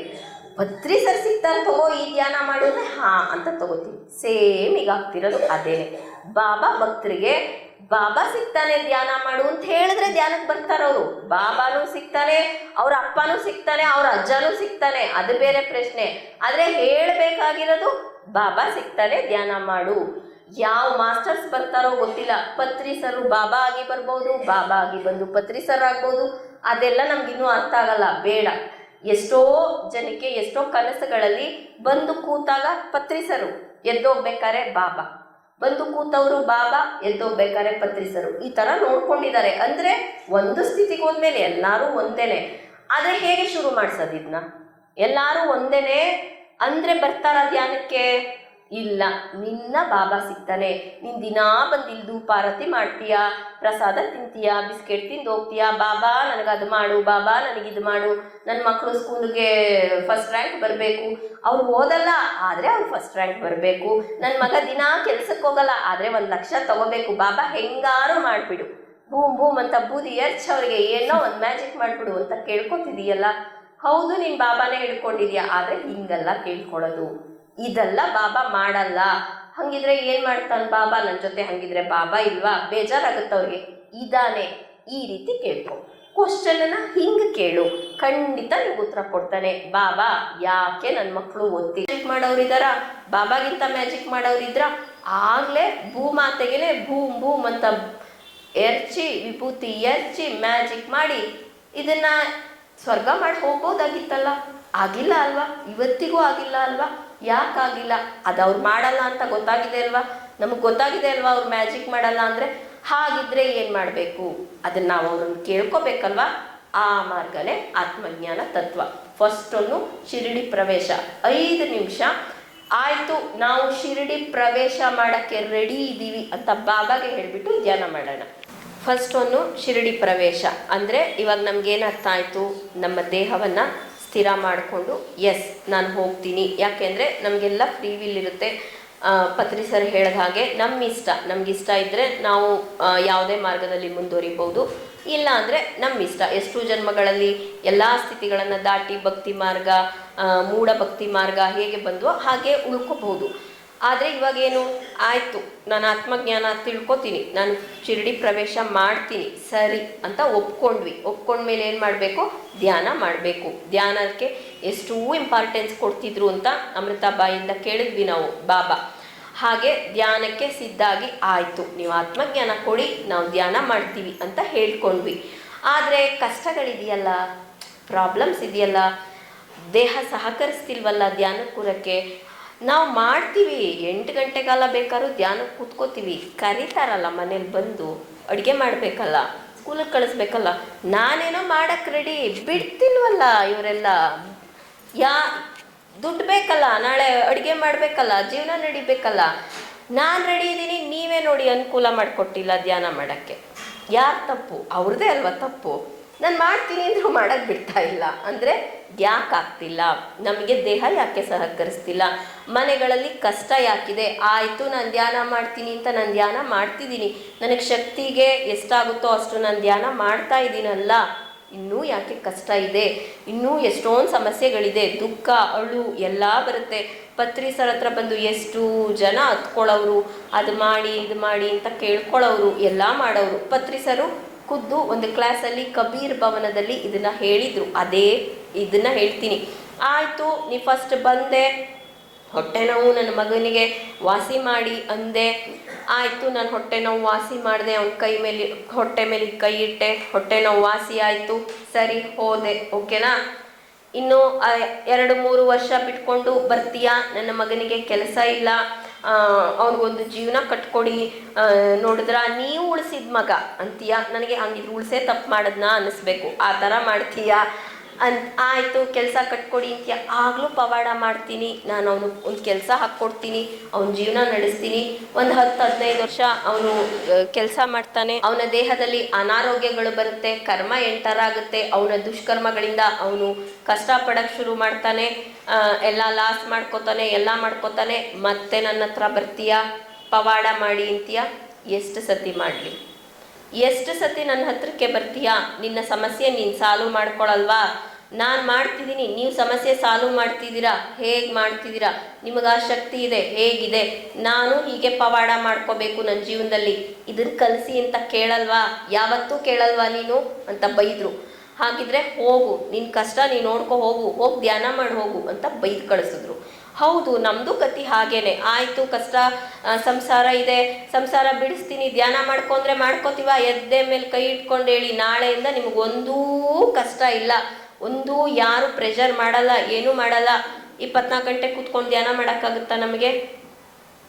ಆಗಲ್ಲ. ಯಾಕೆ ಅಂದರೆ ನಾವು ಹಾಗೆ ಬಂದಿರೋದು ಭೂಮಿ ಮೇಲೆ. ಅವ್ರು ಹೇಳಿದ್ರಲ್ವ ಫಸ್ಟ್ ಪಾಯಿಂಟಲ್ಲಿ, ಆಯಿತು ಬೇಜಾರಾಗಾಯಿತು ಸಾಕಾಗಾಯಿತು ನಡ್ರಿ ಒಂಚೂರು ಎಂಜಾಯ್ ಮಾಡ್ಕೊಂಬರೋಣ, ಕರ್ಮಗಳೇನಿದೆ ಮಿಸ್ಟೇಕ್ಸ್ ಏನು ಮಾಡಿದ್ದೀವಿ ಸರಿ ಮಾಡ್ಕೊಂಬರೋಣ ಅಂತ ಬಂದಿರೋದು. ಹಾಗಾಗಿ ನಮಗೆ ಒಂದನ್ನೇ ಮಾಡೋಕ್ಕಾಗಲ್ಲ. ಪತ್ರಿ ಸರ್ರೇನೆ ಸ್ವಾಧ್ಯಾಯ ಮಾಡಿ, ಧ್ಯಾನ ಮಾಡಿ, ಸಜ್ಜನ ಸಾಂಗತ್ಯ ಮಾಡಿ, ಶಾಕಾಹಾರಿ ರ್ಯಾಲಿ ಮಾಡಿ, ಪಿರಮಿಡ್ ಕಟ್ಟಿಸಿ, ಪಿರಮಿಡ್ ಎನರ್ಜಿ ತೊಗೊಳ್ಳಿ, ಹುಣ್ಣಿಮೆ ಎನರ್ಜಿ ತೊಗೊಳ್ಳಿ, ಇಷ್ಟೂ ವೆರೈಟೀಸು ಯಾಕೆ ಕೊಟ್ಟರು? ಸಂಗೀತ ಹಾಕ್ಕೊಳ್ಳಿ ಯಾಕೆ ಕೊಟ್ಟರು? ಉಸಿರೇ ಗುರು ಅಂತ ಅವರೇ ಹೇಳಿದ್ರು. ಅದೊಂದು ಹೇಳಿಬಿಟ್ಟು ನಿಲ್ಲಿಸ್ಬೋದಾಗಿತ್ತಲ್ಲ, ಉಸಿರಾಟ ಮಾಡಿ ಎಲ್ಲ ಸಿಗುತ್ತೆ ಅಂತ. ಇಷ್ಟು ವೆರೈಟೀಸ್ ಯಾಕೆ ಕೊಟ್ಟರು? ಬೇಕು, ನಮಗೆ ವಿವಿಧತೆ ಬೇಕು, ಎಂಟರ್ಟೈನ್ಮೆಂಟ್ ಬೇಕು, ಎಲ್ಲ ಬೇಕು. ಯಾಕೆ ಅಂದರೆ ನಾವು ಹಾಗೆ, ಅದೇ ನಮ್ಮ ಗುಣ. ನಮ್ಮ ಆತ್ಮ ಇರಲಿ, ಇಲ್ಲಿಗೆ ಬಂದ ಮೇಲೆ ಒಂದು ಇನ್ಸ್ಟ್ರೂಮೆಂಟ್ ಆ್ಯಡ್ ಆಗಿರುತ್ತೆ ನಮಗೆ. ಏನು? ನಮ್ಮ ಮನಸ್ಸಿಗೆ ವಿವಿಧತೆ ಬೇಕು. ಆದರೆ ಆ ವಿವಿಧತೆ ವಿವಿಧ ದಾರಿಗೆ ಕರ್ಕೊಂಡು ಹೋಗಬಾರ್ದು. ಆ ವಿವಿಧತೆ ಒಂದೇ ದಾರಿಗೆ ಕರ್ಕೊಂಡು ಹೋಗಬೇಕು. ಅದೆಷ್ಟು ಚೆನ್ನಾಗಿ ಮಾಡಿಕೊಟ್ಟಿದ್ದಾರೆ ನೋಡಿ. ಎಂಟರ್ಟೈನ್ಮೆಂಟ್ ಬೇಕಾ? ನಿನಗೆ ಸಂಗೀತ ಬೇಕಾ? ಸಂಗೀತ ಹಾಕೋ, ಧ್ಯಾನ ಮಾಡು. ಶಕ್ತಿ ಬೇಕಾ? ಪವಾಡಗಳು ಬೇಕಾ? ಪಿರಮಿಡ್ ಇದೆ, ಎನರ್ಜಿ ಇದೆ, ಅದನ್ನ ಉಪಯೋಗಿಸ್ಕೊ, ಧ್ಯಾನನೇ ಮಾಡು. ಬುಕ್ ಓದಬೇಕಾ? ಬೇಜಾರಾಗ್ತಿದೆಯಾ? ಬುಕ್ ಓದು, ಆತ್ಮಜ್ಞಾನ ಪಡ್ಕೊ, ಧ್ಯಾನನೇ ಮಾಡು. ಆಮೇಲೆ ಏನು ವಿವಿಧವಾದ ಊಟ ಉಪಚಾರ ಬೇಕಾ? ಇಲ್ಲಿಗೆ ಒಂದು ಧ್ಯಾನಕ್ಕೆ ಬರ್ತೀವಿ, ಇನ್ನೊಂದು ಡೆಫಿನೆಟ್ಲಿ ಊಟಕ್ಕೆ ಬರ್ತೀವಿ. ತಿಲಕ್ಕು ಕ್ಲೀನಾಗಿ ಅಡುಗೆ ಮಾಡಿಸಿರ್ತಾನೆ, ಹಿಂದಿನ ದಿನನೇ ಕೇಳ್ತಾನೆ, ಅಮ್ಮ ಏನು ಬೇಕು, ಏನು ಸ್ವೀಟ್ ಬೇಕು, ಏನು ಬೇಕು, ಗ್ಯಾರಂಟಿ ಚೆನ್ನಾಗಿರೋ ಊಟ ಇರುತ್ತೆ, ಅದು ಒಂದು ಇಟ್ಕೊಂಡು ಬಂದಿರ್ತೀವಿ. ತಪ್ಪೇನಿಲ್ಲ. ಊಟ ಮಾಡ್ತೀಯಾ, ಎಂಟರ್ಟೈನ್ಮೆಂಟ್ ತಗೋತೀಯಾ, ಭೋಜನನ ಎಂಜಾಯ್ ಮಾಡ್ತೀಯಾ, ಮಾಡು. ಇಷ್ಟೂ ವೆರೈಟಿ ಇದೆ ನಿನಗೆ. ಊಟ ಮಾಡು, ಮತ್ತೆ ಧ್ಯಾನಕ್ಕೆ ಕೂತ್ಕೋ. ಅಂದರೆ ಎಲ್ಲವನ್ನ ತಗೋ, ಎಲ್ಲವನ್ನ ಮಾಡು. ಅದು ಎಲ್ಲಿಗೆ ಕರ್ಕೊಂಡು ಹೋಗ್ಬೇಕು, ನಿನ್ನ ಯಾವ ಮಾರ್ಗಕ್ಕೆ ಕರ್ಕೊಂಡು ಹೋಗ್ಬೇಕು ಅಂದರೆ ಇಷ್ಟೂ ಶಕ್ತಿ, ಇಷ್ಟು ಎಂಟರ್ಟೈನ್ಮೆಂಟು, ಇಷ್ಟು ಸಂತೋಷ ನೀನು ಧ್ಯಾನ ಮಾಡೋಕ್ಕೆ ಪುಷ್ ಮಾಡೋದು. ನಿನ್ನ ಕುದುರೆ ಥರ 5 ದಿಕ್ಕಿಗೆ ಕುದುರೆ ಕಟ್ಟಿರಲ್ಲ. ಕುದುರೆ ಗಾಡೀಲಿ ಹೇಗೆ ಕಟ್ಟಿರ್ತಾರೆ? ಕೃಷ್ಣನ ರಥದಲ್ಲಿ 5 ಕುದುರೆ ಒಂದೇ ಕಡೆ ಓಡ್ತಿರುತ್ತೆ. ಆ ಕಡೆಗೊಂದು, ಈ ಕಡೆಗೊಂದು, ಈ ಕಡೆಗೊಂದು ಓಡಿದ್ರೆ ಕುದುರೆ ಎಷ್ಟು ಓಡಿ ಸುಸ್ತಾದರೂ ಎಲ್ಲೂ ಹೋಗಿರಲ್ಲ.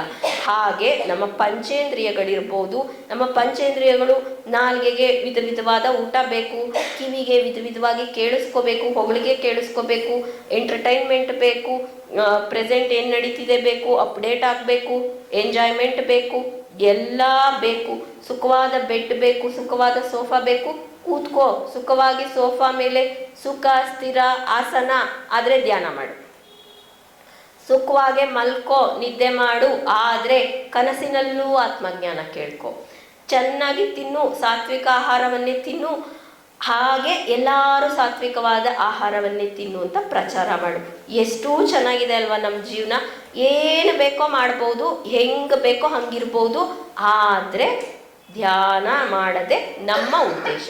ಹಾಗೇನೆ ಯಾವ ಮಾಸ್ಟರ್ ಹೇಳಲಿ, ಯಾರೇ ಹೇಳಲಿ, ಅವರ ಉದ್ದೇಶ ಕೂಡ ಪೂರ್ಣಾತ್ಮ ಆಗು, ನನ್ನ ಥರ ಆಗು. ಬಾಬಾ ಹೇಳೋದೇನು?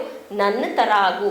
ಆಯಿತು, ಧ್ಯಾನಕ್ಕೆ ಕೂರಿಸಿದ್ರು ಅಲ್ವಾ, ಶಿರಡಿ ಪ್ರವೇಶ ಮಾಡ್ತೀವಿ ಅಂದ್ರಿ, ಧ್ಯಾನಕ್ಕೆ ಕೂರಿಸಿದ್ರು, ಅಷ್ಟರೊಳಗೆ ಕಷ್ಟಗಳಿಗೆ ಅಕ್ಕ ಬಂತಲ್ವಾ. ಈಗ ಇಲ್ಲೇನೋ ಚೆನ್ನಾಗಿದೆ, ವಿರೂಪಾಕ್ಷ ಸರು ಊಟ ಹಾಕ್ಸಿದ್ರು, ಮುಗೀತು. ಹೋಗಿ ರಾತ್ರಿದು ನೋಡಬೇಕಲ್ಲ, ಬೆಳಗ್ಗೆದು ನೋಡಬೇಕಲ್ಲ, ಕಷ್ಟಗಳು ನಮಗೆ ಅಕ್ಕ ಬಂತಲ್ವಾ. ಬಾಬಾ ಕಷ್ಟ ಏನು ಮಾಡಲಿ, ಆಗ್ತಿಲ್ಲ ಅಂದಾಗ ದ್ವಾರಕಾಮಾಯಿ ಪ್ರವೇಶ ಮಾಡಿದ ಮೇಲೆ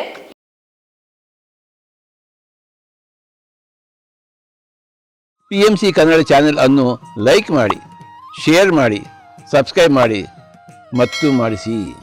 ಎಲ್ಲರಿಗೂ ಧನ್ಯವಾದಗಳು.